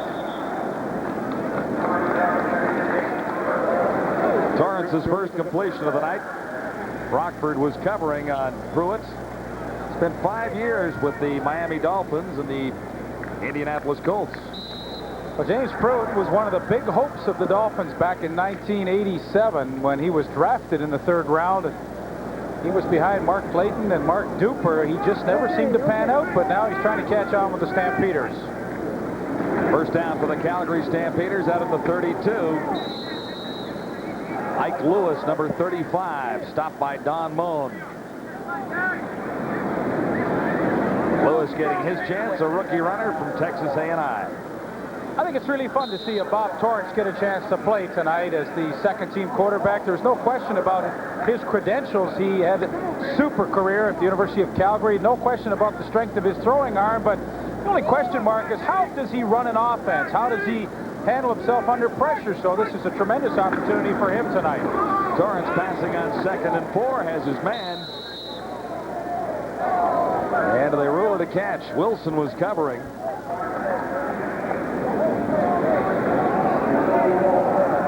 Boy, you talk about under pressure. Watch Rodney Harding, 77. He is right in the face of Torrance, but he stands tough in the pocket, delivers a strike to number 82, Will Moore. They rule it a catch, and that was a nice throw by Bob Torrance. Boy, he took a big hit from Cat Daddy, Rodney Harding. So it is a first down Calgary, 1st and 10 at the 43. Stampeders leading 17-1.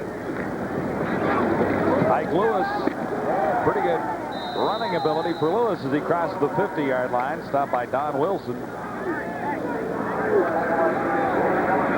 Well, if there was one question mark as we talked about entering this game tonight, it was the offensive line of the Stampeders, but they have enjoyed a tremendous night. They've protected well for the quarterback, and here in the 3rd quarter, they're doing a nice job opening some holes for Ike Lewis and the other running backs. So a question mark definitely being answered here for Calgary. Torrance keeps himself on 2nd and 1. And no flags apparent, so it'll be another Stampeder first down. Torrance has been rather impressive on this drive.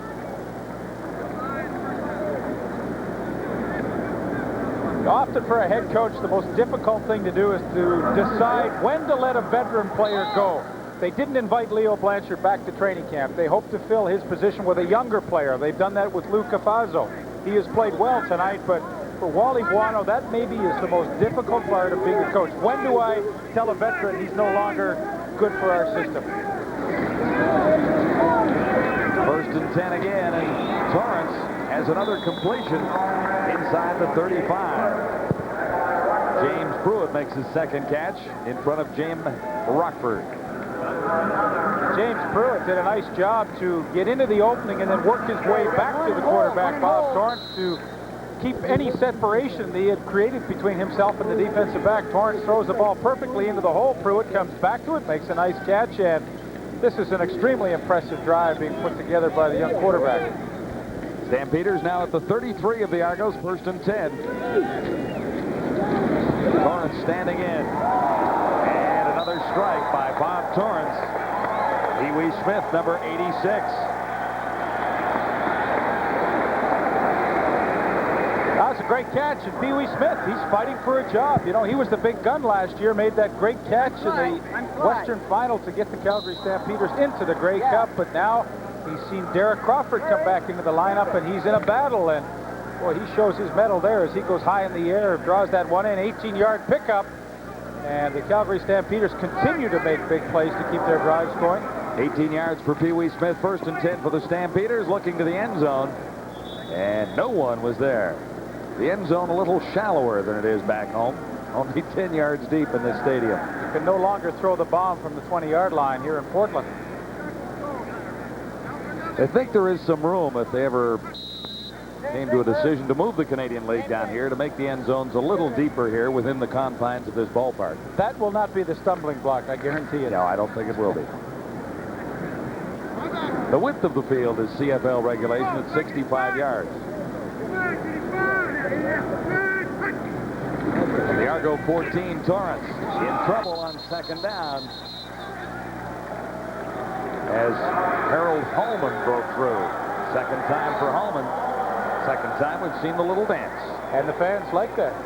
They haven't had a lot to cheer about from the Toronto Argonauts tonight, but Harold Holman's 2 sacks have been greeted with some form of applause. Well, that was a great drive for Bob Torrance. His play selection was good. His delivery was good. That was not his fault. He got sacked right there, but he took his team all the way downfield and put them in a position to get a field goal. That was pretty impressive. 3:42 to go in the 3rd quarter with the Calgary Stampeders leading 17-1. We'll pause in Portland. 83. Home debut is against the Argos. Celebrate Canada's birthday. There's post-game fireworks there. On Tuesday, June 30th. Tickets are available, of course, and the new mascot will be unveiled for the Calgary Stampeders. New cheerleaders, I've been told. I understand that, too. Gord, that'll make your life very happy. Yeah, it will, and lots of people to talk to down here on the sidelines. Terry Porter of the Portland Trailblazers is here. As a fan, what do you think of the CFL game? I really like it. It's very up-tempo, kind of like what the Trailblazers do. We try to get it out and just get up and down, and I think it's a very exciting style of football. You got a great ovation when you came in here. Tell me about the sports fans of Portland. They seem very hungry for more pro sports in this town. They really are. You know, Portland fans are very, I guess, very sports-oriented, and they're very loyal to their teams. And you know, we've been very blessed with the type of fans we've had since I've been here, and that's been 7 years. And they've followed us through the thick and thin of the troubles that we've had, and just been a tremendous support for our team. And it's kind of the sixth man, I guess, as you can say, because they give us so much emotional lift. If there was an election for mayor, hands down, you'd win. Thanks for talking to us. Pretty close. I don't know. Thanks, Jerry. Thank you. Mark McLaughlin added his 4th field goal of the night from 27 yards away to pad the Stampeders' lead. Now 20-1.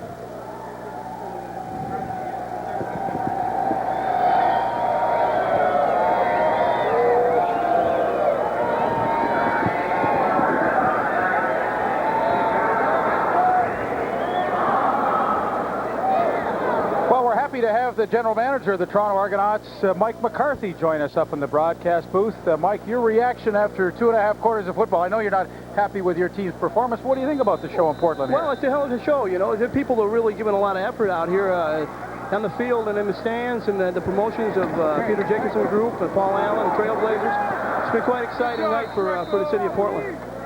Let's talk more specifically about your club, Ricky Foggy. Some question marks maybe as you enter the season with your quarterbacking. Your assessment of his play in training camp and now in a couple of exhibitions. Ricky's had a good camp, Leaf. It's, right now we're missing a couple of our key offensive linemen. Ian Beckstead's out, and Calvin Brewster injured himself in the weight room the other day, and it's hurting us a little bit up front, but we have to play young people, and that's what we're doing right now. We're having trouble picking up some of the stunts, and you know, you got to be able to block them to be able to have success moving the ball either in the air or on the field.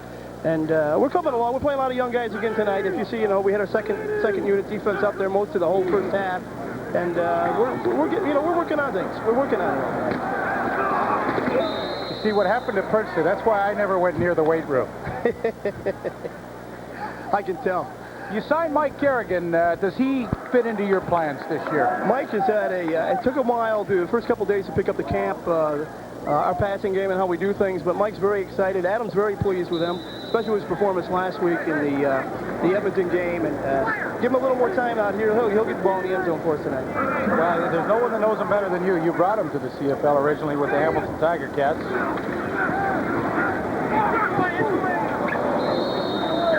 Kerrigan trying for Mazzotti there. All right, the $60,000 question. How about Mark Rippon? Are you close to making a deal with him? Well, Bruce and I met with Mark and his representative, Ken Staninger, for about 40 minutes before the football game, a closed-door session. And we had a good talk. We got to know each other and figuring out what Mark wants to do, what he wants to do for his future. And after that future, he's moved the Argonauts to the city of Toronto. Great goal. Almost a great catch. Kerrigan looking for Derek Hill. Give me a percentage on your ability to sign a Mark Rippon. Is it a good 50-50 bet, you think? I would say, you know, you're right. It's 50-50 right now. It comes down to what the Redskins can do. It comes down to what the antitrust case going on with the free agency in Minneapolis right now. What's in the future for Mark Rippon? So we have a possibility. It's just not all dollars from us. It's marketing and promotion also. 50-50 is not bad. 50-50 is not bad. I mean, it's not leaning either way. We're right in the middle. So it was a very good meeting. You know what, Mike? I've always respected your ability to assess talent. Is he the kind of quarterback that can flourish in the Canadian Football League? I think he can fit right into what we do throwing the ball. You know, they run an offense in Washington. It's very similar to the way we move our ball around, too. And, you know, ace backfield and the extra receiver with the, you know, the flex to tight end, and they go to two receivers and they'll put the extra guy on one side and go trips to another side. So they move the ball around, and like Mark said, it's looking to know where that 12th man is, and the defender and also the receiver. Vince Ferragamo could never find the 12th man when he came up here. I think that Vince was in the league at the wrong time, and it depends on the philosophy and defense you run, offense you run, and the league has changed, I think, somewhat, and we're more open in our passing game, and the running game has kind of been out of the picture the last few years in the CFL. Well, Mike, it's tough to repeat. We wish you all the best this year as defending Grey Cup champions, and thanks for coming up and visiting with us for a few minutes. Thanks for having me, Leaping Jack. Thanks, Mike. Appreciate it. Flags down as the Stampeders begin from the 10-yard line. Harold Hallman making the stop on Ike Lewis. It'll be 2nd and 10 from the 10. Stampeders in front, 20-1 on the Toronto Argonauts.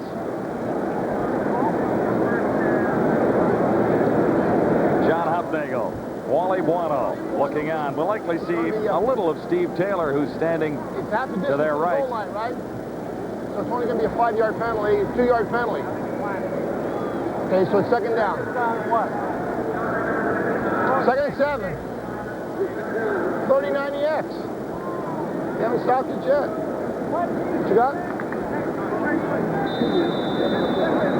Hey, George! Okay, we got 2, yeah.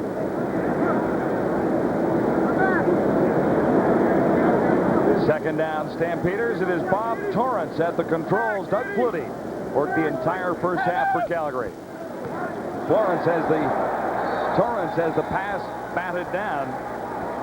Len Johnson, number 90, got a big bit up.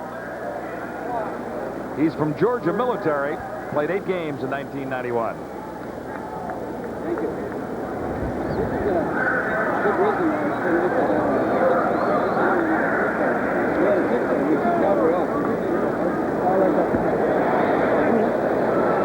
Well, one of the reasons why he's able to get so high in the air is Leonard Johnson is 6'6", and of course, you know, that's all you can ask from your defensive lineman. If you can't get in, get the sack, get the pressure, do the next best thing. Put your hand up, and good things may happen, as they did. Big charge. Matic barely got it away. He's down, no flag. And the Argos will come up with good field position on the return here by Barry. He draws some flags.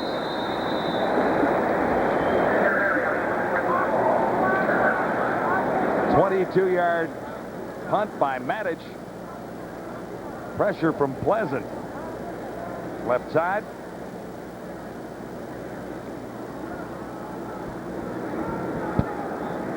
No call was a good call, wasn't it? Yeah, pretty good acting. I don't think anybody actually touched him, so couldn't fool these officials tonight. Brent, save that for Calgary the number 9, bounce back rule, 5-yard penalty. That's declined. First down.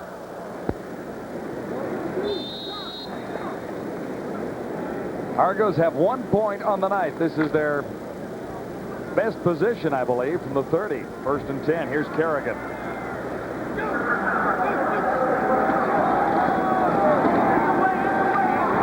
Coming out of the backfield, Albert Haynes, and that'll be an Argo first down. Stopped by rookie linebacker Greg Patrick from Brown University. And that is the matchup that every offense likes to create. A quick running back against a linebacker, and that time Albert Haynes quickly into the flat. Mike Kerrigan recognizes the coverage that Greg Patrick cannot run with Albert Haynes. He hits him quickly, and they take advantage of that short punt. No yards, and now with a first down call and reception, the Argos are knocking at the door. 1st and 10. Argos at the Stampeders 16. Kerrigan near side. Off target for Andrew Murray, number 86.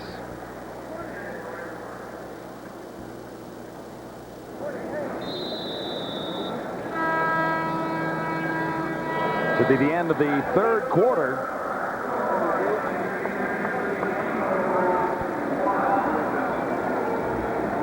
Argos with only 1 point so far, trailing the Calgary Stampeders 20-1. We'll head to the 4th quarter in Portland. Back at Portland Civic Stadium. Seating capacity 27,000 as it sits right now. Not quite full tonight, but a pretty good crowd. Some enthusiasm for first CFL game played in the United States since 1958. Mike Kerrigan at the controls of the Argos. It is 2nd and 10 from the 16.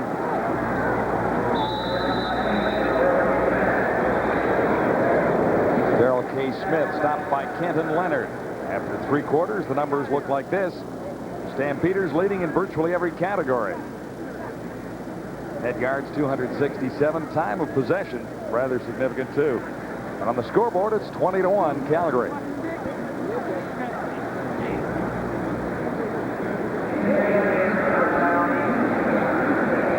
Injured player is Darrell K. Smith. They got to return the ball out of the end zone. Oh, here's another one, too. Yeah. Any kick, unless it goes out of bounds, they got to run it back. 19 yards deep in the end zone. They got to get 19. Hard to make out the number. Jim Kardash, I do believe. Isn't that great? Or they don't have to run it. They give up a point. Right. They Yeah. want to give up a point. Yeah. Point if they don't get it. Right. Every kick. Oh, Darrell K. Smith caught that ball, and he comes up about a yard short. So the Argonauts, I'm sure, at this point, trailing 20-1, will gamble here in the fourth quarter and try and get the touchdown. I've watched a little bit of it on.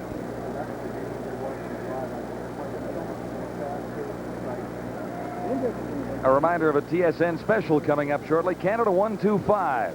The Spirit of Champions. A look at Canada's sports history.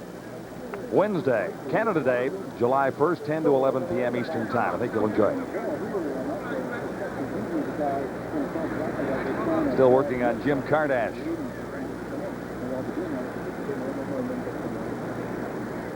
Argos as close as they have been all night. Will take a timeout in Portland and continue after this. Welcome back to Portland, the Civic Stadium, for the rematch of the Grey Cup. Calgary leading Toronto 20-1. Fourth quarter. Let's join Gord Miller. Thanks very much, John. I'm with Larry Rickman, the owner of the Calgary Stampeders and the chairman of the CFL's expansion committee. First of all, the question we've been asking everyone here tonight: what do you think of the response from the Portland crowd? Outstanding to get this many people out to watch two teams that really don't mean much to the city. Is just it's overwhelming. I mean, we must have 20,000 people here. What's the priority for expansion? How quickly would you like to see it happen? For the 1993 season, we think it's very likely that we'll have one or two U.S. cities in there. Well, your team's played great here today. Things look good in 1992. How are things going in Calgary? They're going very well. This is very, very important to the Calgary fans. Both teams here are playing to win. And, you know, again, we meet them again on June 30th, and, you know, we're going to do the very same thing. And Doug Flutie's played a big part in your preseason publicity. How's he working out? Doug's working out very well. You can see what he's doing here with the team as well. He just fits in beautifully, and, you know, I think the whole power is shifting now from the east to the west, and I think it's going to be a good year. Thanks, Larry. You got it. 3rd and 2. The Argos go gambling here from the Stampeder 8-yard line. Kerrigan, good fake. Kerrigan looks to the end zone, and he's off target for Darrell K. Smith. Good job, baby. Good job. Good job. Albert Haynes took the fake, and I don't know about the call. Lee? Well, it was a good call. I think they were definitely going to throw the football. They live and die with the throw. But Tim Caulfield, the defensive end for the Calgary Stampeders, read it quickly. He came in, got the pressure, and Darrell Smith never really was able to come open. Kenton Leonard, number 30, with excellent coverage on him, and maybe a suspect call, but the Argonauts always choose to throw the ball in critical situations, so that's what they live and die with. That time, Mike Kerrigan not able to complete and keep that drive going. So the Argos' lone point remains a 53-yard single by Hank Olisic in the first half. I'm sure there's a lot of people here tonight going, hey, what are they leaving the field for? That's only 3rd down. You know? Have to count a little differently. Sure. Here's Steve Taylor at quarterback for the Stampeders, unloading for Derek Crawford. Ed Barry got his hand on it just in the nick of time. Well, Ed Barry's one of those types of corners that will sometimes give you the illusion that the receiver is open, and then he knows so well his own abilities to close on the football, and just at the last second he's able to get in front of Derek Crawford and tip that ball away. He has an interception tonight, and they're a tremendous play on a very speedy, dangerous receiver. Ed Barry, 4 years with the Argonauts, 4 touchdowns, 3 with interception returns, 1 with a fumble recovery, so he is a ball hawk, and more often than not able to convert them into scores. 2nd and 10, Steve Taylor at quarterback for the Stampeders now to his right, and on target, should be close to a first down, as Taylor hit Dave Sapunjas, number 25. He had a great Cup game, didn't he? MVP, Canadian.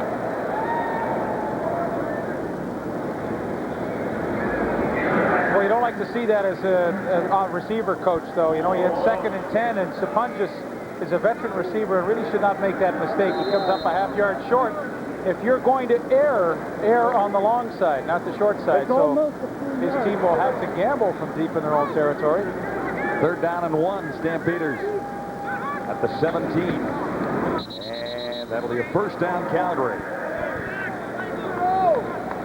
Stampeders have been very efficient as a football team tonight. They've got the job done. with all three quarterbacks. Doug Flutie on the sidelines now, but he put the numbers on the board. Bob Torrance came in, moved the football club. But the scoring really goes to Doug Flutie. Apprehensive before the game tonight, just how well he would perform. He was nervous about the situation, but I think when all is said and done from this evening's performance, he should be extremely pleased. Well, maybe not quite the first down. They'll measure to be sure. Woo!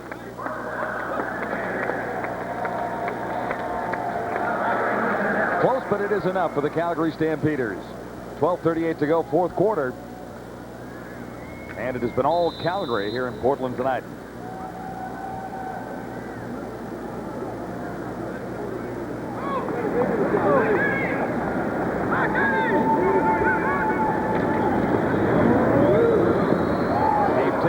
All alone, and he was caught from behind by Hallman, number 70, with help from Eric Lidstrom, number 74. Hallman has been effective 3 times. He's been at the quarterback tonight. Well, the way this game is going for the Toronto Argonauts, it looks as though the defense might have to create some points. The offense has really sputtered for the most part this evening after a little better than 3 quarters of play. Bob McDonald, in his second season, played 2 games last year. Adam McMaster, he's the most recent player injured.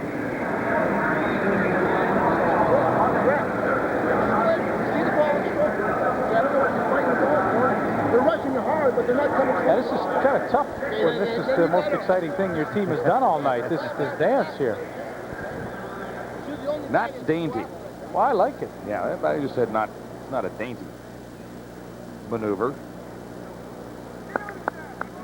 He's been working on that, perfecting it. He started it last year, and now he's had all offseason to perfect it, and he's been able to do it 3 times tonight.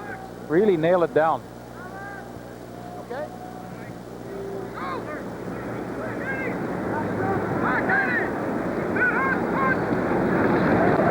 2nd and 15. Taylor unloads for Alan Pitts. And he's wrestled down by Dave Van Bellingham, number 17 for the Argonauts. Penalty marker down.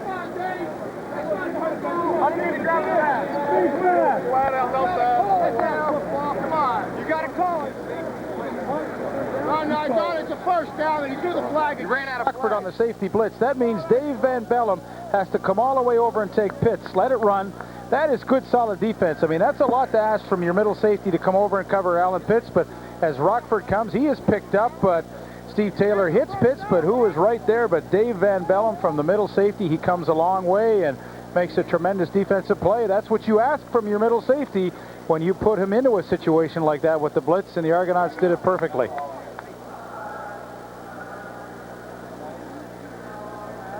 Toronto, automatic first down, 10-yard net. First down. Face masking call. I guess Dave Van Bellem, he did everything right except he got called for the face mask, so that will give Calgary a first down, but certainly the execution on defense was good. Yeah, there it is right there. Yep. Good call.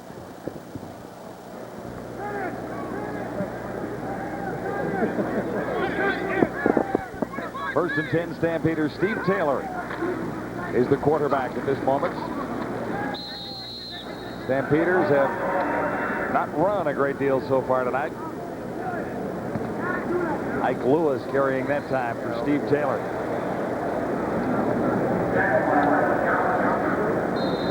Oh, you know what? Former Edmonton Eskimo who joined the Calgary Stampeders last season out of Nebraska. I saw him. 5-yard gain. 2nd and 5. Looks to be tipped. James Pruitt couldn't hang on, number 89. Carl Braisley covering, thought he might have been able to come up with a football. Cut! Hey, let's not settle in 2020. Let's go, baby. Come on, let's get this thing going.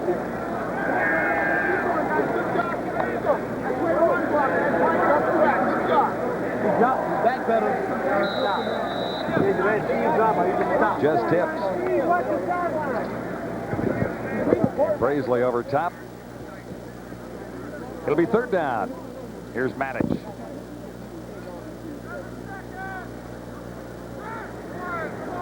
Manich back at his own 15. Stampeders in the lead, 20-1. More pressure on Manich. He got it away. Pinball Clemens. And he's caught. Wrestled down by Sean Beals, number 88.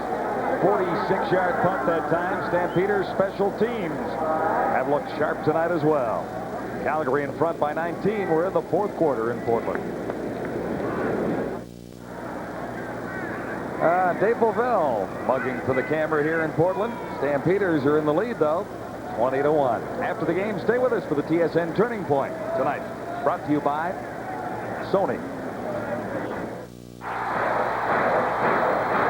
With brighter colors and sharper contrast, Sony Trinitron's exclusive one-gun picture tube catches all the action. Sony, the best picture on the mound.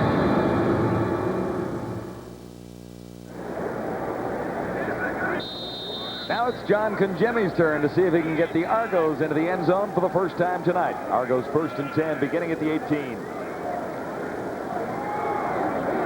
Good fake. Congemi smothered and fired the pass behind his intended receiver, Kevin Smelly.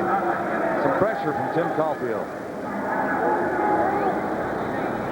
Congemi spent last season in Ottawa, but he's back and happy to be an Argo this year. 6 years in the CFL from the University of Pittsburgh. Have some experience behind a Ricky Foggy in case he was not able to function, so they've been able to do that by signing Jimmy and, of course, Mike Kerrigan. Second and 10 now for Congemi and the Argos. More pressure. Congemi can't get it away, but now finds some room, far side. Congemi gets the first down all by himself. Marvin Pope, number 91, finally caught John Congemi. 12 yards for the first down. But it looked like John Congemi had no hope of getting away from this pass rush that the Calgary Stampeders put on. Tim Caulfield had a good shot. So did number 81, Will Johnson. But somehow John Congemi was able to free himself from the rush and actually pick up a first down out of that whole mess. Argos first and 10, Toronto 30.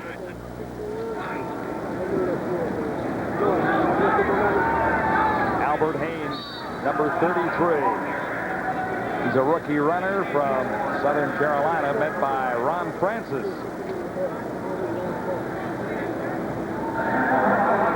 Francis in his first year with the Stampeders, former Dallas Cowboy. Haynes, 4 carries, 36 yards on the night. And you can never be deep enough at running back. They're having a good opportunity to look at Albert Haynes tonight. And Mike Pinball Clemens had so many injuries last year that Haynes will get a good look. And certainly if he is not in the starting lineup, they'll know what he can do. 4 yards for Haynes on 2nd and 6. He makes the catch. And that'll be another Argo first down. Stopped by Greg Patrick, number 47. Rookie linebacker out of Brown University. And Albert Haynes has made a few good catches tonight. That time gets out in the flat quickly, and his second reception picks up another first down for the Argonauts. And John Congemi, since he has come into the ball game, has looked pretty comfortable. He looked comfortable getting away from the pass rush on his one run, and now a nice completion to Albert Haynes. Round 95. Round 95. Finley pursuing Congemi. Escapes once more across the 50 into the 49. Shreko Zizakovic made the tackle.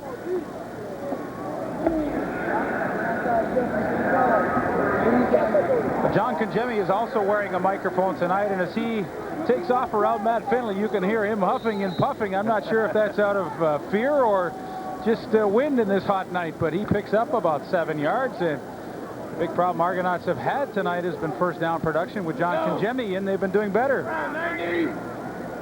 Round 90. Second and 3. Albert Haynes met by Matt Finley, number 37.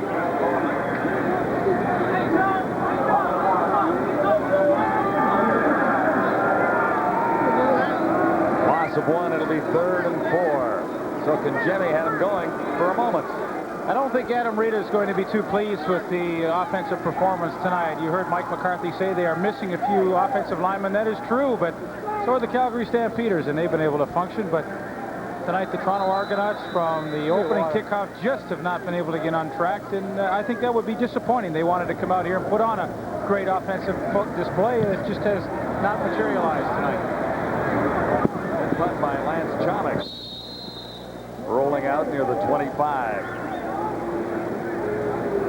A 25-yard punt for Chomick, his first of the night. 6:27 to go, fourth quarter. With Calgary in the lead, 20-1. I know. Yeah. I was coming to you. Well, I had to move up in the pocket. The last second, couldn't get it to you, so I tried to dump it to the back. There's always a reason why, isn't there? What if? Yeah, but Almost. Turn the other way. Steve Taylor now for the Stampeders on first down. Handing out to Ike Lewis. He's tripped up by Carl Brazeley. Come on, Noah, let's go. Let's go, baby, come on. Other famous teams from Portland. How about the Buckaroos? You remember the Buckaroos? I don't really either. No, I don't. That was the old Western Hockey League team out here. Minor league professional team. The Timbers of the North American Soccer League also made Portland their home for a while. Penalty markers down. No completion. Therefore, no fumble. Big hit by number 17, Dave Van Bellum. He timed it perfectly, and it was right there as Will Moore caught the football, unloaded on him. You're going to see it. Top of your screen. Here comes Dave Van Bellum into the middle. Pop. Procedure. Calgary number 58. Penalties declined. Third down. Luca Fazzo, the right guard. Enter Brent Manage once more on 3rd and 8. Argos could use a big return right here, trailing 20-1. 5:22 to go, fourth quarter.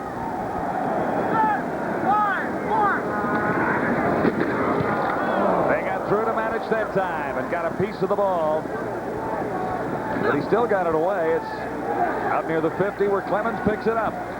Draws a flag. Clemens looking for a little seam, and he's finally surrounded.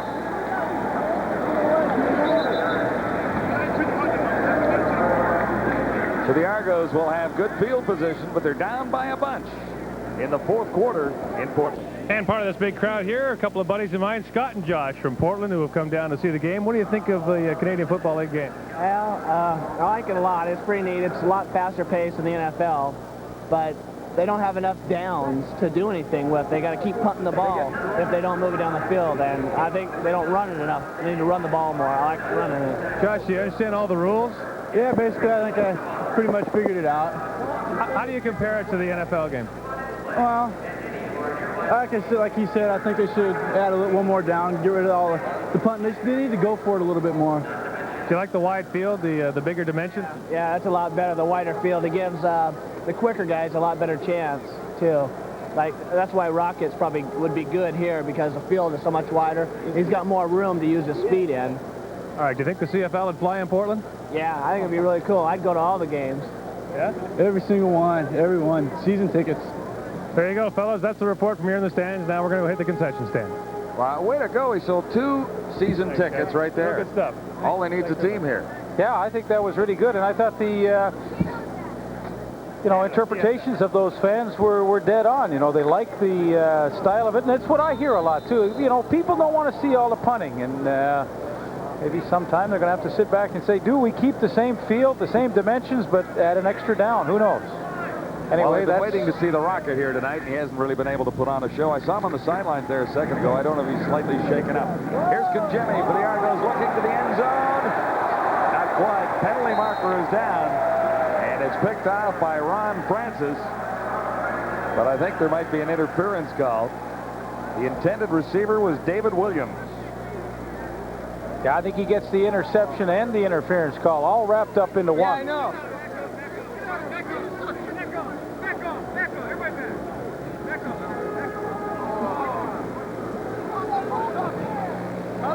Forward pass interference. Calgary number 14. 15-yard penalty. First down.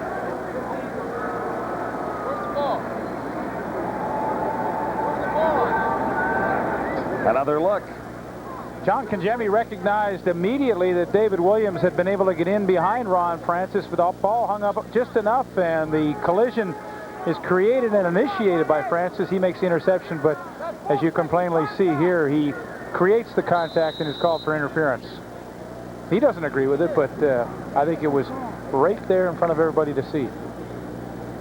So here's where the Argos are at the 18-yard line of the Calgary Stampeders, 1st and 10. Toronto trailing 20-1. Conjemi time to throw. And over the head of the intended receiver, that time Derek Hill, number 89. Two receivers in the area. Hill was the closest to the football. Well, that's what the Argonauts like to call their flame route, and they really had Derek Hill isolated nicely on the linebacker. It's a matchup that they would dearly love to have again. John Conjemi just could not connect with him. Go! Brown 98! Brown 98! 2nd and 10 Argos. Conjemi. Big pressure, got it away. Loose ball and picked off by the Stampeders. Another interception, this one for Greg Knox, number 8. Knox from Laurier in his rookie season. Let's get some first downs, man. Let's go.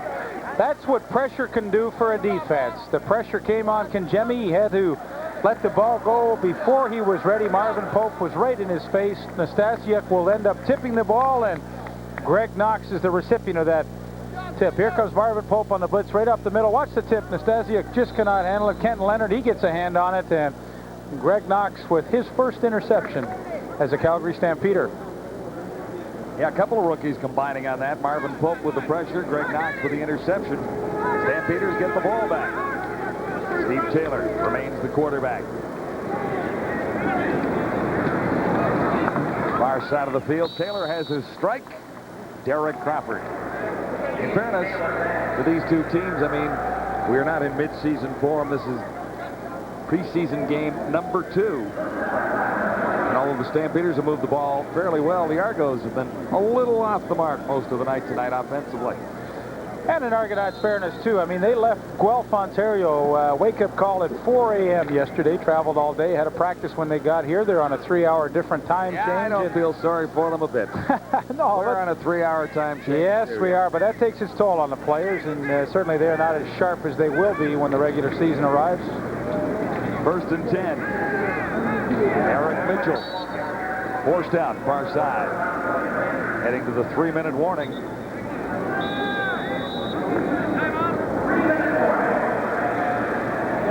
Hey, tell him, Nick.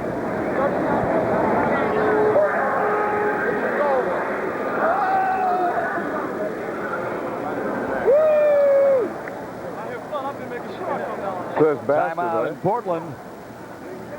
And it has been Wally Buono's night. Calgary Stampeders lead the Argonauts 20-1, heading to the...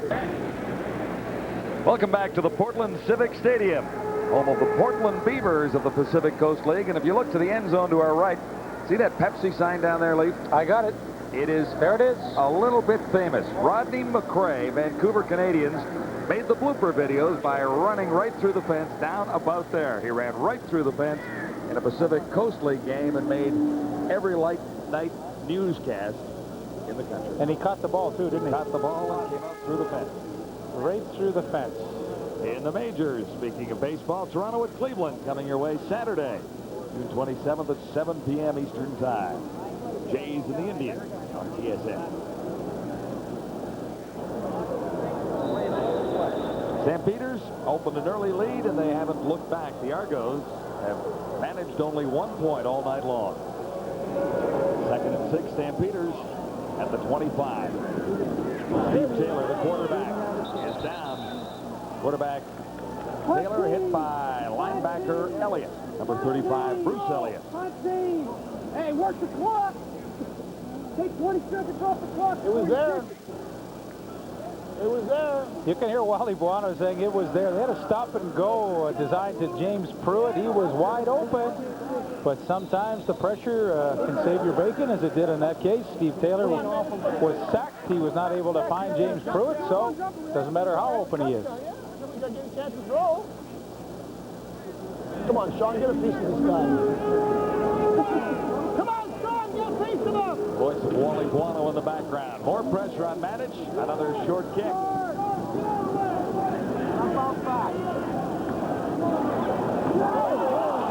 Taken by Van Bellingham.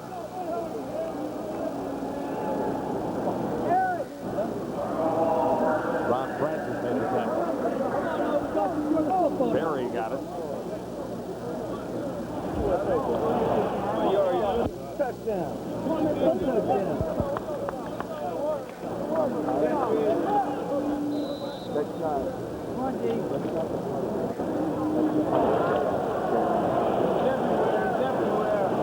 Ricky. Here we are, goes 1st and 10 at the 44.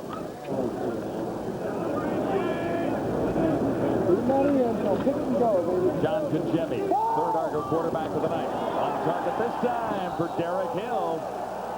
And Hill gets inside the 20 to about the 17. Met by Ron Francis.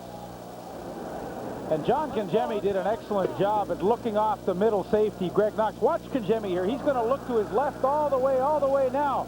Turns back, and there he finds Derek Hill down the seam. Mark Singer can't get a hand on it.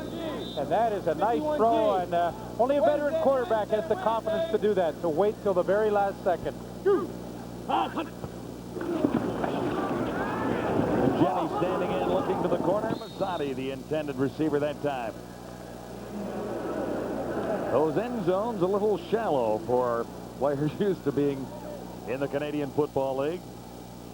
And Jemmy, in his 2nd time around with the Argos, was in Ottawa last year. Hurry up, Simon.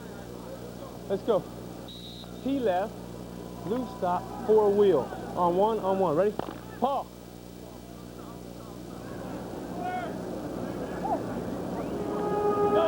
Second and 10 Argos. Stampeders 17. A minute 56 to go.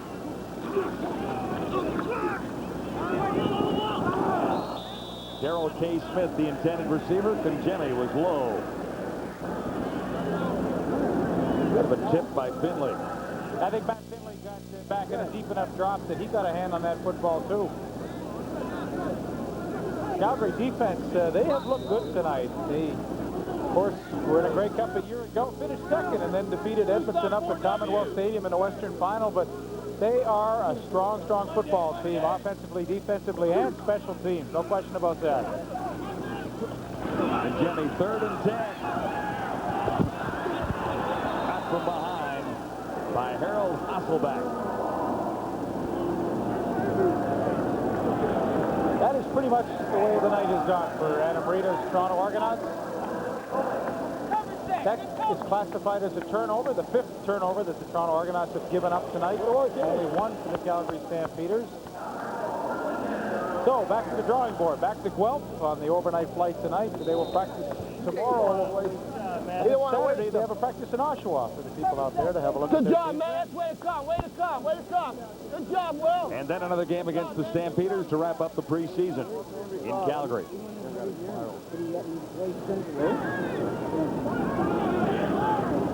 Argos have turned it over a bunch of times.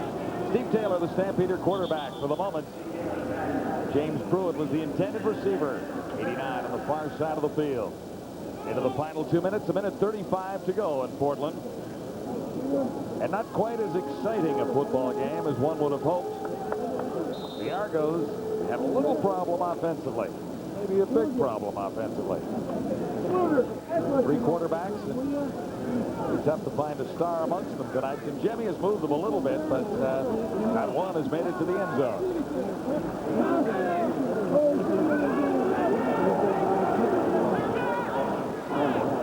Steve Taylor is surrounded and brought down. Newcomer linebacker Ken Benson played some with the Eagles from the University of Arkansas. Okay, you got it again, CFL rookie this year.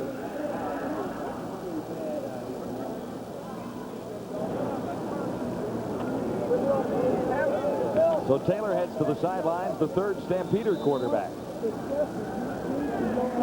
It'll be 3rd and 13. They've had good pressure on Brett Matich tonight. You can see by his average.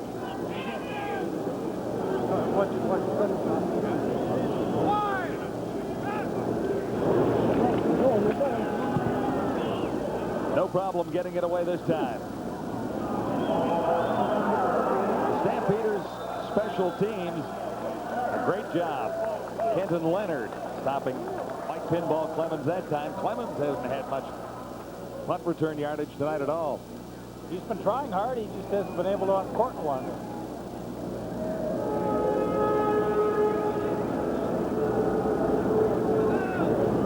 Well, the Stampeders will be a little sharper the next time we see them against the Saskatchewan Roughriders as we kick off the regular season on TSN Wednesday, July 8th. Lee Pedersen goes home to Taylor Field in Regina. Well, the banners will be out. Oh, sure.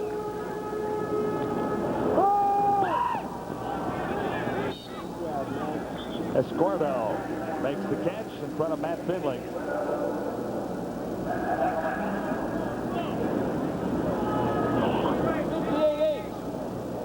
Right, 58-8.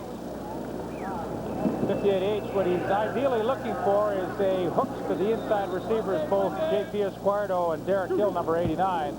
They're the primary targets here. Jimmy just missing.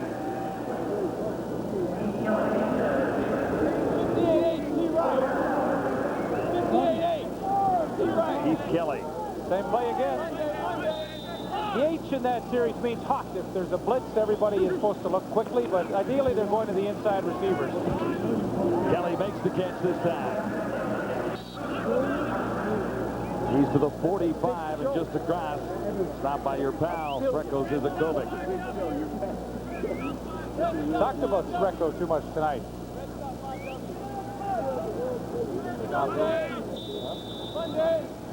He's running the arrow.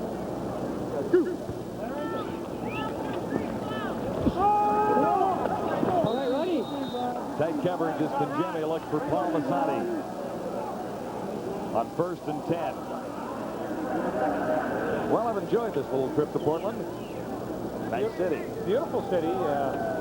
Everything could be worked out. I'm sure it'd be a wonderful addition to the league. Nice hotel, the Red Lion, with 773 Irish setters on convention. Esquardo makes the catch and is inside the 30 near the 25, met by Matt Finley. I guess it's a big dog show, but we've had a lot of Irish setters in the lobby, have we not? It always smelled a little like the Humane Society there when I walked in yesterday. But you like Irish setters? Yeah, well, they're a lot right? quieter than the barbershop quartet convention we ran into last year in Calgary. I don't ever want to see those guys again. Conjemi has it tipped away and then picked off. Marvin Pope tipped the ball, and Finley came up with the interception.